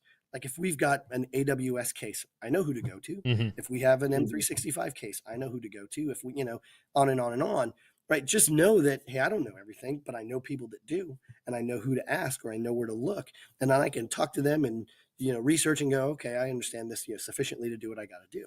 And so the days of being a specialist, I don't think are gone, but this isn't the career path for that, right? This is a career path for generalists that go, I know a little bit about a whole lot because I'm constantly bombarded with new things and different things, and I don't have time to become a specialist at any one thing. So I just got to get really good at researching, talking to people, reading, summarizing, and then I can then apply that and whatever the case may be. But I want people to hear that, and I don't want people to go like, oh, well, if I'm not going to be a specialist, then I'll never be good at anything. You're not saying that. What you're saying is you can still be wildly successful in this career field, because this career field is one that it doesn't pander to the specialist. As a matter of fact, it probably hurts you in some longevity form to try to be a specialist in their career field. This is one where you excel by being that generalist and being that flexible person across all those different skill sets. Yeah, and you can have specialties. Like I'm really good with logs. Like it's my favorite thing to do in an investigation is, man, you give me some log files and I will slice and dice those, and I get giddy. Like there's Mountain Dew and there's Skittles everywhere, and I get to play with logs. It's my favorite. But everyone on my team isn't like that. Like I've got other people who get giddy over, if it's an M365 case and it's BEC and they get to, poke around in Azure. Oh my gosh. Like I've got an investigator on my team who is hands down the best at BECs because she's so good inside of Azure. And so I'm like, okay, here you go. You go do this. Go do your thing. Go kick ass on it and come back to me. And so everyone sort of has, specialties, and maybe you have 2 or 3 different ones. Like it's fine. But it's not all of them. Like I know that I don't know everything. Like I'm good with malware. I'm good with log files. I'm not so great with Azure. I'm not so great with, reading network diagrams. So, you kind of know what you're good at, right? I think equally as important, you know what you're not so good at. And then you fill that gap and you say, okay, well, who do I got to talk to? Who do I got to make friends with? Like, and I don't think that's unique to DFIR. I think that's any business. Like it's putting the best dog in the fight, man, and figuring out at the end of the day, success is what matters. Yeah. Right. There's no participation trophies. Like no one gives a shit how much effort you put in. Like I just told my students this the other day, business is not about effort. I tried boss really hard to meet my sales quota, but I failed. Okay. Well, you're fired. Yeah. Like it's not about effort, it's end result. And so however you got to get there, I don't want to say by hook or by crook, but there's ways to go about it where you can go, hey man, I need this person here. I need this knowledge here. I got to research this because I want the end result and I want it to be really, really good. No, I definitely don't think it's limited to DFIR, and I'm glad you said that because I think that was the correlation I was trying to make with a lot of the audience, right? Whether you're listening to this from a DFIR perspective, whether you're one of my pen testers or ethical hackers or red teamers or SOC analysts that are listening to this, I think a lot of times, and especially we see this, it's hyper-focused in the pen testing space. Like I get a lot in my DMs, like, I want to be the best hacker in the world. Neal, how do I become the best hacker in the world? Neal, how do I learn all the things about hacking and be the best one? And I think it's important for people to realize that cybersecurity isn't about the one person who's the best at everything. I think it's the way that you described it. It's the person who knows enough about everything to know where to go to get the people to solve the problem that's right in front of them today. Right. Yeah, and that's, like I said, that is the key. I mean, if I could have one message that everyone, it's that it is okay to not know everything, and this is why you build a network, and this is why you got your people, right? I've got a guy for that. I know where to go. Like I know this person can do this, and I know, and that I mean that's teamwork making the dream work. I mean, I know that's cheesy, but man, that's the way you're successful in this industry, whether it's in DFIR or anything else. Like this is a team sport. Yeah. And you can't have a whole team full of quarterbacks or a whole team full of, center fielders. Like everyone's got a part to play. And don't be afraid that your part is different than someone else's part, or you're good at something someone else, isn't good at. You, like play to your bend, Yeah. do the thing that you like the most, and then make friends in the other places.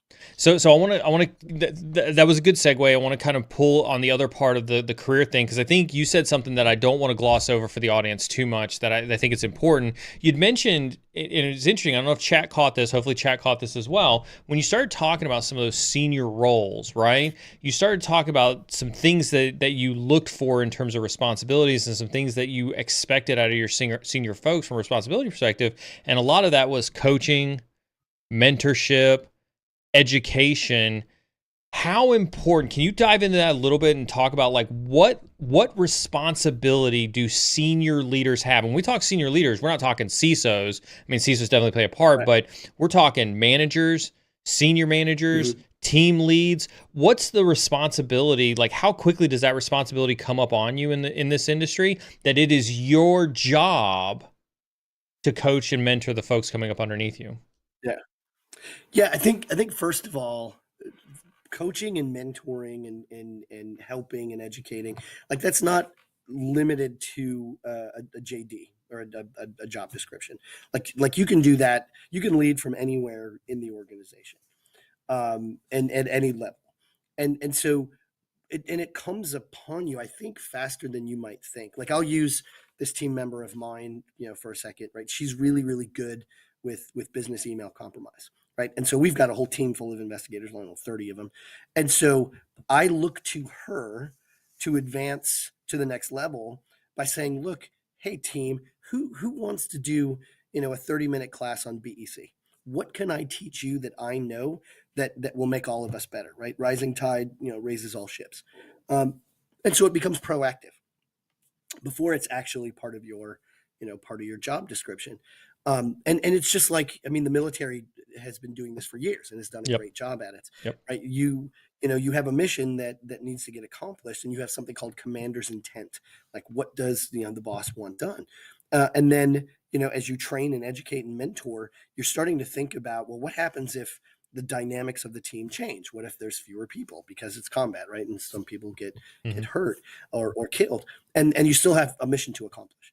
And so this isn't all that different. I mean, the fear and the existential threats aren't the same, but it's fundamentally the same, where we have an objective, and whether that's for a client or whether that's for law enforcement or a law firm or whatever, we have an objective, and the best way to accomplish that objective is through our collective capabilities. And there's going to be things that I get better at and you get better at, and so as we work together, we can teach each other and train each other, and sort of, we can trade in knowledge. And then as you move up in the ranks and you're less engaged in the day to day, then you're more of like the field commander. Like, you're spotting, hey, you're really good at this. Why don't you help teach the rest of the team? And you're really good at this. Why don't you help teach the rest of the team? And you sort of keep your eye on who's doing that without me asking. Like, who's the one that puts their arm around people virtually and says, hey, let me help you here. Who's approachable? Who does everyone go to? Like, there's the formal leaders, right? And then there's the informal leaders. There's the people that, like, man, everyone knows that this is the girl you go to when you have a question about this or that or whatever. And so I think finding joy in that it's an evolution. And it's not something you necessarily focus on as an individual contributor, because there's jealousy. I want to be the best. And if this person's better than me, well, then I take that as a threat. I'm going to lose my Because they're better than me. promotion. I'm not going to get my money, Yeah. blah, blah, blah, blah, blah. Yeah. Exactly. But when you see it as, I'm not trying to prove that I'm the smartest. I'm trying to show that when we collaborate, we can all do more and we can achieve more, and we're better for our customers. And I get to learn in the process, right? So I get better as time goes on. That maturity, whatever age you are, whatever stage in your career, development, that settles on you like it's a mantle, right? It's called the mantle of leadership, right? When that you feel that mantle settle on you, then your career becomes less a function of individual achievement and more a function of collaborative achievement. And once you can direct teams and you can guide teams to do things, oh my gosh, the lid comes off. Yes. And there are so many things that you can do and so much good within your organization that you can achieve that you could never do alone, right? It's once you see it, right, you'll know it. And as a leader, right, it's what gets me the most excited is when I watch a team start kicking ass, and then I can just back away and be like, man, they got it. Like they're on it. They are a whole pack of Chihuahua on pork chopping, and I don't have to guide them anymore. Like they're self-directed. If I could second and hundredth that all day long, I absolutely would. Because I'm like you, like I've still have my hands on the keyboard today. I mean, I'm a CISO for a startup, and so like there's not a whole lot of distance between me and the security analyst who has to respond to threats or do the pen test on a day-to-day basis, in my organization. And so I'm still very much hands-on a day-to-day. But I've led large teams. I've led multinational, continent, diverse teams, and I'm like a lot of our audience who never thought they would be part of management, never thought they'd be part of leadership. But when you lead a team and you see, an incident come together where, you're able to construct and manipulate the battlefield and execute on that, it unlocks something inside of you. It's quite amazing. Yeah, I love it. It's my favorite part of the job now. Yeah. As much as I geek out over Linux and log files, my favorite part of the job is watching other people grow. Right? There's that great quote by Zig Ziglar. Right? You can achieve everything you want in life by helping other people achieve everything they want. Yep. And it's the satisfaction you feel. Right? There's nothing like it. Welcome to Cyber Insecurity, folks. That's what we're about here. Speaking of education, I want to pivot away from the DFIR side a little bit, and this is something that you and I talked about as we've gotten to know each other prepping for this stream. Your role as professor at the university. Now, you do teach forensics, but you're also part of the School of Business, and you do teach some business stuff. What the F? How did that come about? So at Oklahoma State, I teach in the School of Marketing. So I teach international business, and I teach in the School of MSIS, and I teach digital forensics. And so there's a funny story. Well, I think it's funny. It won't be as funny to you because you're all missing the context. But when I was a CISO at my last company, the CEO I reported to was fantastic. Like he was sort of a curmudgeon, and people either loved him or hated him. And I loved him. I thought he was great. I still do. But he approached me and he said, look, you're a great CISO and you're a super smart guy. You're capable of more. And there's more that I think you can do.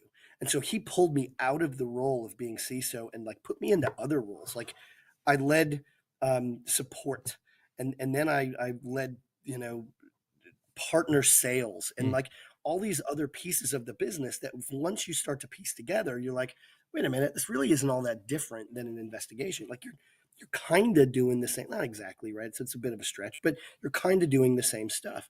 You're solving problems, and I geek out over problem solving. And so whether you're saying, look, how do we take our business to market? What's our go-to-market strategy? Why is someone going to buy our thing over someone else's thing? Is it a crowded space? Is it a not crowded space? That thought process of how do I solve this is the thought process of an investigation when you're unraveling, a problem, right? This problem happens to be someone hacked into something they shouldn't have been in and they did something very naughty. Or is the problem, look, I've got a product or a good or a service that I want to take to market amongst other people who are trying to do the exact same thing. And so how I fell into this was my daughter is a senior now at Oklahoma State. She graduates in May. And when she was a freshman, there was this thing called Admitted Freshman Day, right? There's about 5,000 students per freshman class. And so this is kind of a month-long thing, and you get your day where you come. And so I was talking to some folks, just who are going to be her professors. And they heard what I did and introduced me to Dr. Rick Wilson, who's the head of the MSIS department. And he said, hey, have you ever taught? And I said, well, yeah, I used to teach in the Secret Service. I taught at the NCFI. So yeah, I know how to teach. And he said, well, you want to teach forensics for us? Yeah, sure. That sounds fun. Do I get a discount on my kid's tuition? Yeah, you do. Okay, sweet. I'm all in. I'm there. And so, yeah. And then about a year later, I get another tap on the shoulder from Dr. Tom Brown, who heads the the School of Marketing. And he said, "Hey, don't you work in Australia?" And I said, "Yeah, I've worked in Sydney for the last, 8 years and 7 years or whatever it was at the time. And I've done business sort of in about 20 countries around the world." And he said, "Well, would you want to teach international business for us? Like, do I get a discount on my kids?" Yeah. So I'm like, okay, I'll give it a shot. I love it. Like pouring into these kids and the next generation of business leaders and the next generation of cybersecurity professionals. Like, I was terrified I was going to die with 30 years of experience in my head and not get an opportunity to pour that into the next generation. And so being able to do that, not only is super fun, like I love these kids, but it's so gratifying to know that, look, they're arguably all smarter than me. I'm just further down the path. And I can say, look, here's a branch, you want to duck under that. There's a bump in the road, you want to step over that. And here's how you get down the path faster than I did. Here's lessons I learned in my 40s that you get to learn in your 20s. Yeah. And so I enjoy teaching. I enjoy the business aspect of it, because as you progress in your career, like, you might get tapped on the shoulder to be part of the business. And Neal, you as a CISO know this is a different world. The rules are different, right? The objectives are different. Being part of the administration team or the executive team of a cybersecurity company is different than being a cybersecurity practitioner. And being able to make that switch, like some people do really well, and some people just can't do, and they like it or they hate it or whatever. But it's different, and it's something that I think you should be exposed to. If that's interesting to you and go, well, what does a day in the life look like? You might love it, you might hate it, but it's very, very different. I just happen to like both, and so I teach both. Let's dive into. I want to spend a few minutes here, towards the end, kind of diving into that, because we do talk about that on the stream quite honestly a lot. We share with the community every chance we get, the value that you bring to your own career by understanding the business of whomever you're working for, by understanding the business of cybersecurity. We have folks on the stream. We try regularly to bring folks on the stream, CEOs and other business leaders on the stream, so that they can understand and hear why we want security practitioners to understand the business. And so it is something that we do feel is core to the community message. So I'd like to elevate you and invite you onto that platform as well. And what do you see, like, as you've been that CISO, that hyper technical person, you're still hands on keyboard, you got exposed to the business seemingly unwillingly, but then you started to embrace it and get really deep into it.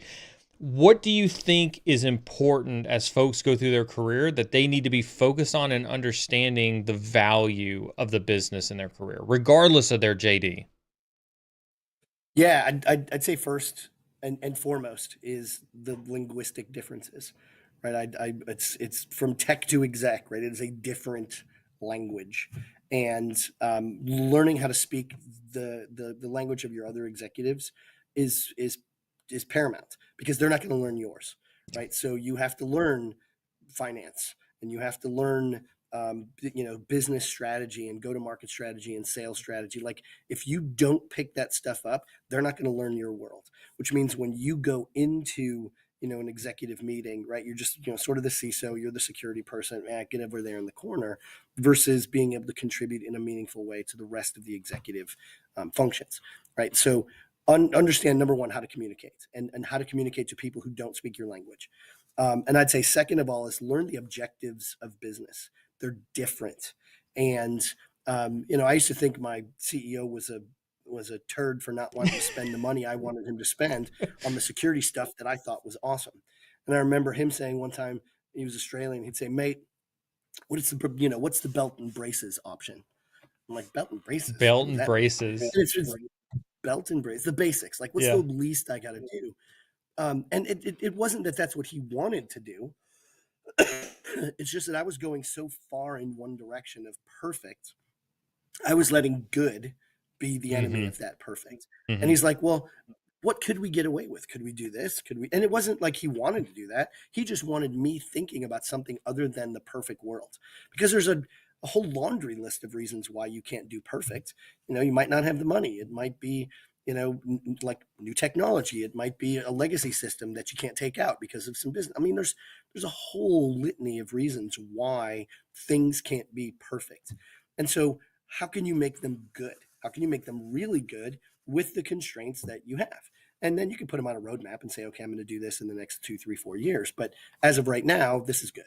Right. And so I think understanding that. And then I think the last bit, understanding how your company makes money. Mm. How do you go to market and how do you get paid? And who pays you and what do they pay you for? So once you understand that, then it sort of brings this other stuff into perspective and allows you to prioritize. If you're a tractor company making tractors and you're trying to spend money on, some security countermeasures or controls that have nothing to do with the construction or sale or, shipping of tractors, then your boss is probably going to go, well, do we really need to do that? Versus, oh, wait, this is intellectual property. This is essential to the construction and distribution and sale of these tractors. So yeah, I really want to protect this because, not everything's important. When everything's important, nothing's important. So you Yes. have to have a mechanism to prioritize of all the things I have. Like this is super important and this is kind of important and this is nice to have. And once you understand the objectives of the business, it helps you prioritize those things that you have on your list. And then you can approach your boss and say, okay, boss, I know that the business objectives are this. I know our strategic goals are this. Here's what I can do to help you get that.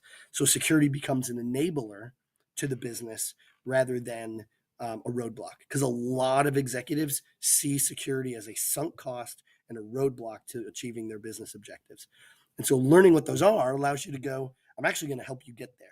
And I'm going to help you keep more of your money. And I'm going to help protect you with a defensible position of reasonableness. So if something bad happens, you don't get whacked on the head. And then it's all going to be beneficial for our brand and for our reputation and things like that. And then most of the time they go, oh, yeah, I want to hear more about that. Yep, I love it. And it sounds like you really resonated with Nick on that one, with learn the objectives of the business. Fantastic quote. We're going to put that one on the Cyber Insecurity quote board and keep that one there.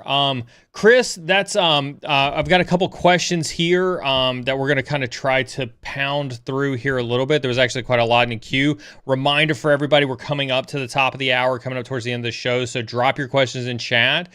Chris will do these a little bit rapid fire here, just a little bit. This one came from Callie. This is back to some of your your time, doing courtroom type of work. It says, have there ever been cases where you defended someone you believed wasn't innocent? Moral question. Good question. Yeah, moral question. No, if I don't believe they're innocent, I don't take the case.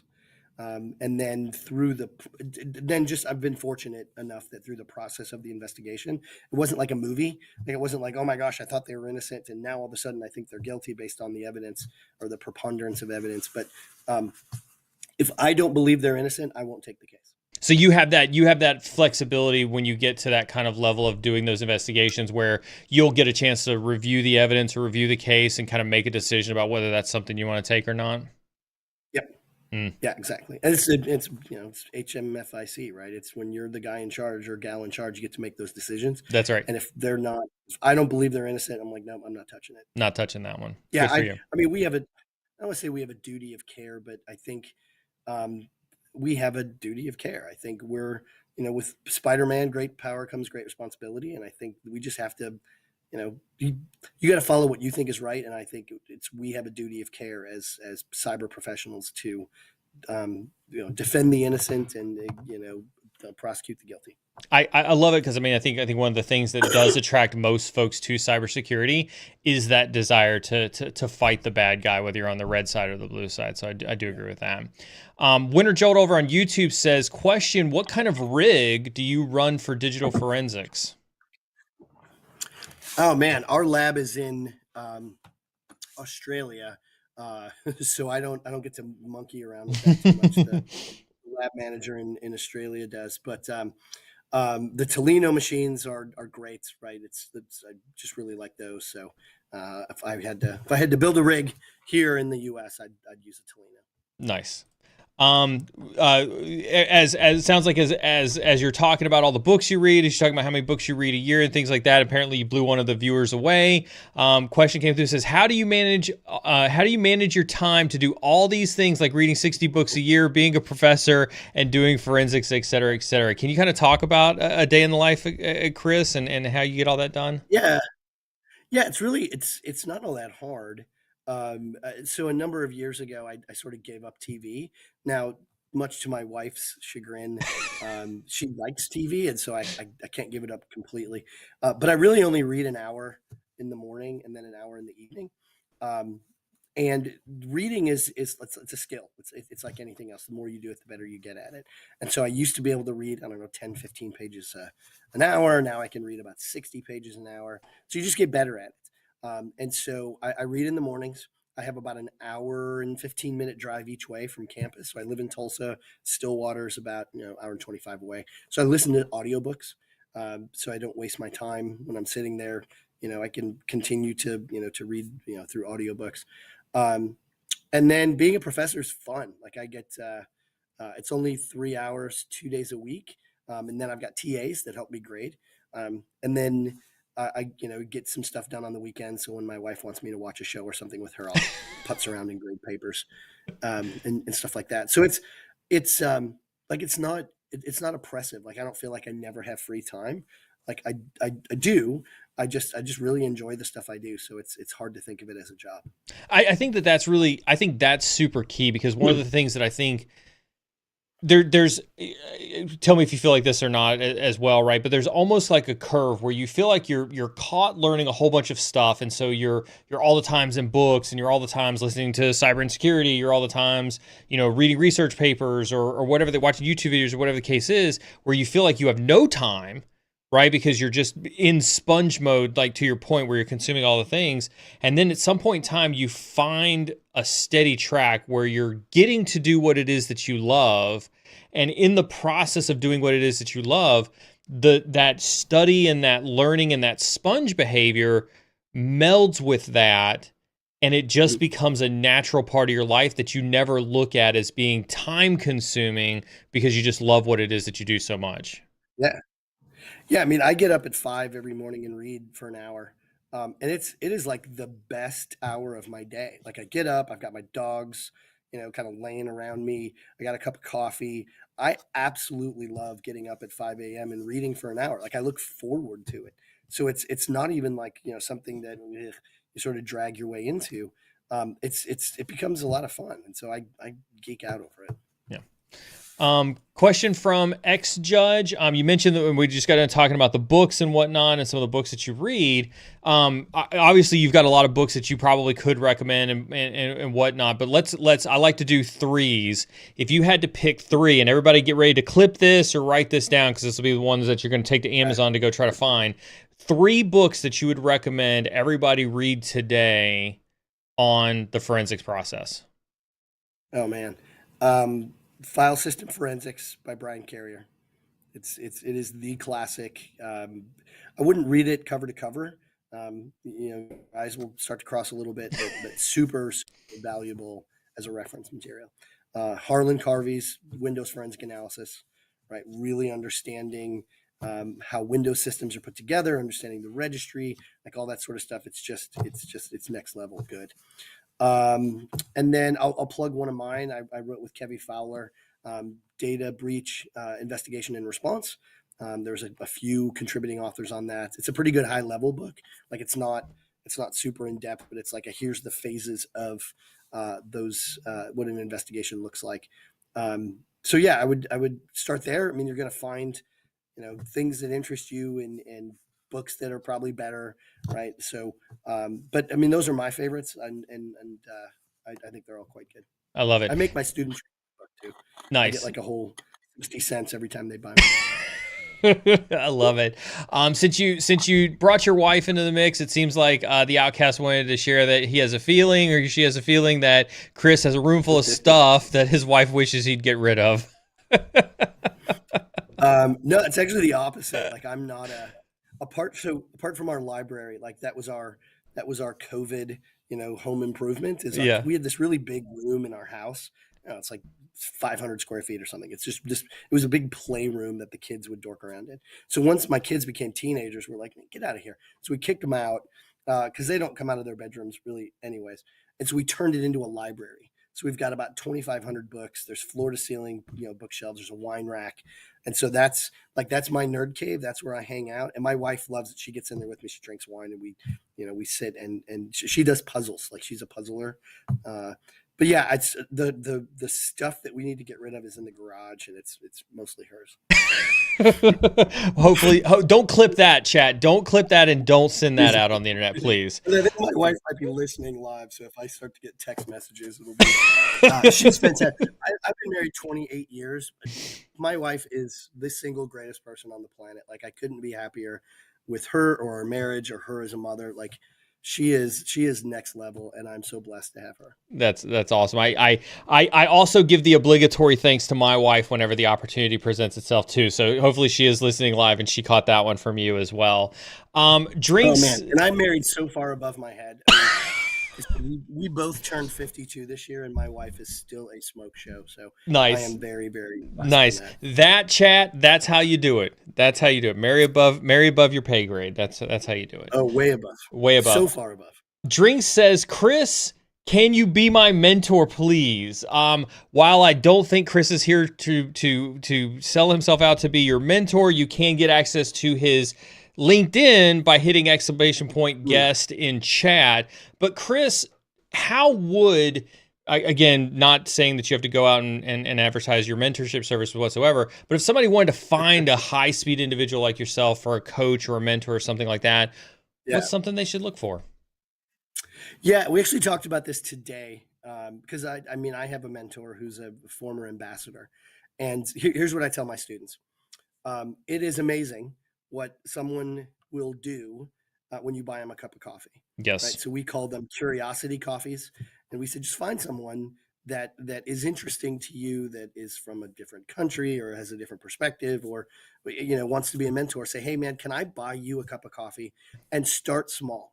Like with my mentor, the former ambassador, I just said, look, can I buy you a coffee? Like, will you answer some questions for 15 minutes? All I want is 15 minutes of your time. And he was a mentor of mine for 10 years. Wow. Like we just built this relationship over time. So I would say start small, find a mentor and say, hey, can I buy you a cup of coffee? And will you talk to me for 10 minutes? And then, hey, this was great. I really appreciate this. Could we do it next month and maybe spend 15 minutes talking? Or could I email you some questions? Like ease your way into it.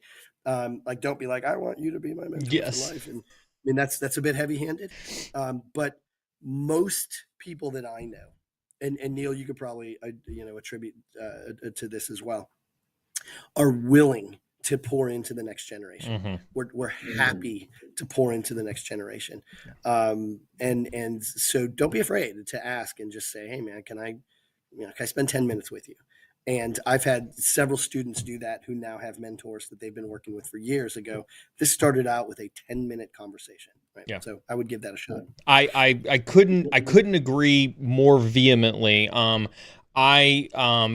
Folks who are new to chat or have been here for a while, like I travel a lot for work. I make my travel arrangements very well known for people. And I'm more than well. I mean, listen, I'm in a city by myself. I may be for work or for a conference or something like that. And I volunteer people like, hey, if I'm going to be there, I'm going to need to eat. I'm going to need to drink. Let's sit down and let's have an eat and a drink while I'm in your city and let's just have a chat about it. And I've met so many people from the community and just had these like 10, 15, 20 minute, 30 minute chats with folks by being in their city. And it for me, like I love to do it. To your point, Chris, like I don't think there's anybody in this industry that doesn't just want to sit down with you and just give you everything that's in our heads. Yeah. We're happy to do it. Happy to. Absolutely. Ex-Judge says, will there be show notes? I tell you what, I will sync up with Chris after this. We've been in contact for a while. We'll consolidate some of the things that we talked about from like links and books and tool recommendations. And I will commit to you, I will 1000% commit to you that you'll see a tweet, a Bluesky post, and a LinkedIn post from me with some show notes from this show. But you got to do me a favor. You got to take some clips. You got to put the clips out on the internet. You got to go follow Chris right now on LinkedIn. Hit that !guest and go follow Chris. Chris, we've hit the top of the hour, sir. On behalf of the entire community, on behalf of all of our watchers on Twitch, X, LinkedIn, and YouTube, my entire mod team, my wife who's in the other room modding for this as well, thank you so very much for being a guest here on Cyber Insecurity. Chat, put your hands together for Chris. Chris, the floor is yours if you'd like to share something with the community. No, I just appreciate the time. And it was a pleasure. If there's anything I can do, for you all afterwards, like Neal said, let me know on LinkedIn. My email address, I'm happy to make it available, Neal, if anyone wants it. And it's a pleasure, and it's an honor to be able to influence the next generation. I love this, but I don't want to do it forever. And there's a whole generation of folks that are coming up behind us that can benefit from our 25, 30 years of experience. And so we want that out in the community. And so I'm very happy to, provide any assistance that we can, because, it's a brave new world, and there's going to be technology that I've never even dreamt about in the next 20 years when you've been doing this for 20 years. And so hopefully you pay it forward and contribute to the next generation as well. So just really appreciative and humbled that there's this many people that have hung around and have watched this, and my students are going to get extra credit for watching it. So you'll get some additional. Do you want to leave them a nugget at the end of the stream so that they have to say a special word or something so that they get the extra credit? Yeah. If they watched it end to end, right? So go Pokes. That's the official Oklahoma State thing. So if they will say that, you go Pokes to everybody at the end of the stream, then okay, then I'll know they went all the way to the end. Nice, Chris. Chris, thank you so very much. I'm gonna put you back in the green room. You're free to go, and you and I can catch up later. I'm gonna chat with my team here in a little bit. Whoo! Oh, love it. God, I have been dying to get Chris in front of you guys for months. I am so excited we got that interview done. What an amazing amount. Hopefully you guys got it. Listen, if you're watching this VOD, take clips. Use the tools that are built into YouTube and Twitch to clip these things out. Download them. Lots of great information here that you can keep and use forever and ever and ever. This is what we're all about here, is bringing you experts like Chris every single time. I appreciate everybody tuning in tonight. Reminder, there is a giveaway currently going on in chat. You do need to be in Discord in the giveaways channel. Make sure that you do have that notification on for giveaways, and make sure you do hit that button that says participate in the giveaway. We will be doing the giveaway. You can basically, if you're catching this on the VOD or the replay, you can participate in the giveaway all up until Friday morning, 8:45 Eastern Standard Time. We'll go ahead and we'll announce the winners on Friday's Tea with a Hacker. As a reminder, we will be doing Tea with a Hacker on Friday. I had to remember when Tea with a Hacker was. Woo! We're going to do Tea with a Hacker on Friday. Our usual, kind of kind of like AMA that we're going to do every Friday morning. So we'll do that on Friday. 2/3 of the streams are down. Excellent job, everybody, for tuning in today. I got nothing else, man. That was freaking amazing. Do we have anybody to win a raid? Is there do I got a mod around that can find me a channel that's hanging out over in science and technology? Everybody who's on LinkedIn and YouTube, you guys can bounce out. We're gonna find somebody that we're gonna raid over on Twitch. If you're on Twitch, hang out for just a little while longer. We do this thing where we take our entire audience over on Twitch, and we're going to see if we can't go find somebody who's streaming some cybersecurity content over in the Science and Technology channel, and see if there's anybody streaming anything awesome in Science and Technology. Network pen test basics. Look at that. We got somebody doing some pen tests. All right, so anybody who's not participated in a raid before, right? This is what we're going to do, right? There's somebody over in Science and Technology that's right now has got viewers that's doing some pen test base. And we've obviously got a large audience, and they could benefit from having our viewers come and support them. And so what we're going to do is we're going to pick up our entire audience. We're going to take our entire audience and transfer them over to their channel. If you've not participated in it before, it is a lot of fun, and they usually are incredibly appreciative of it. And so we're going to grab the shy hat. We're going to grab him. He says he's doing network pen test. I wonder if he might be taking a break. I wonder, do we hang out and wait for him to come back and raid him? Did he? No, looks like he's okay. Let's give it a try. Let's give it a try. We're gonna start the raid. So you should be getting a pop-up here pretty soon to participate in the raid. Looks like, yep, everybody's gonna participate. All right, cool. Let's head on over there. Stay awesome.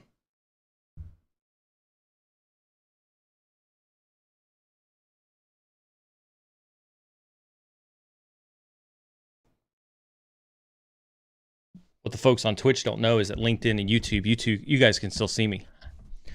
You guys get my standard saying, whether you're on the red side or the blue side. Oh, wait a minute. What's going on there? Okay, anyway.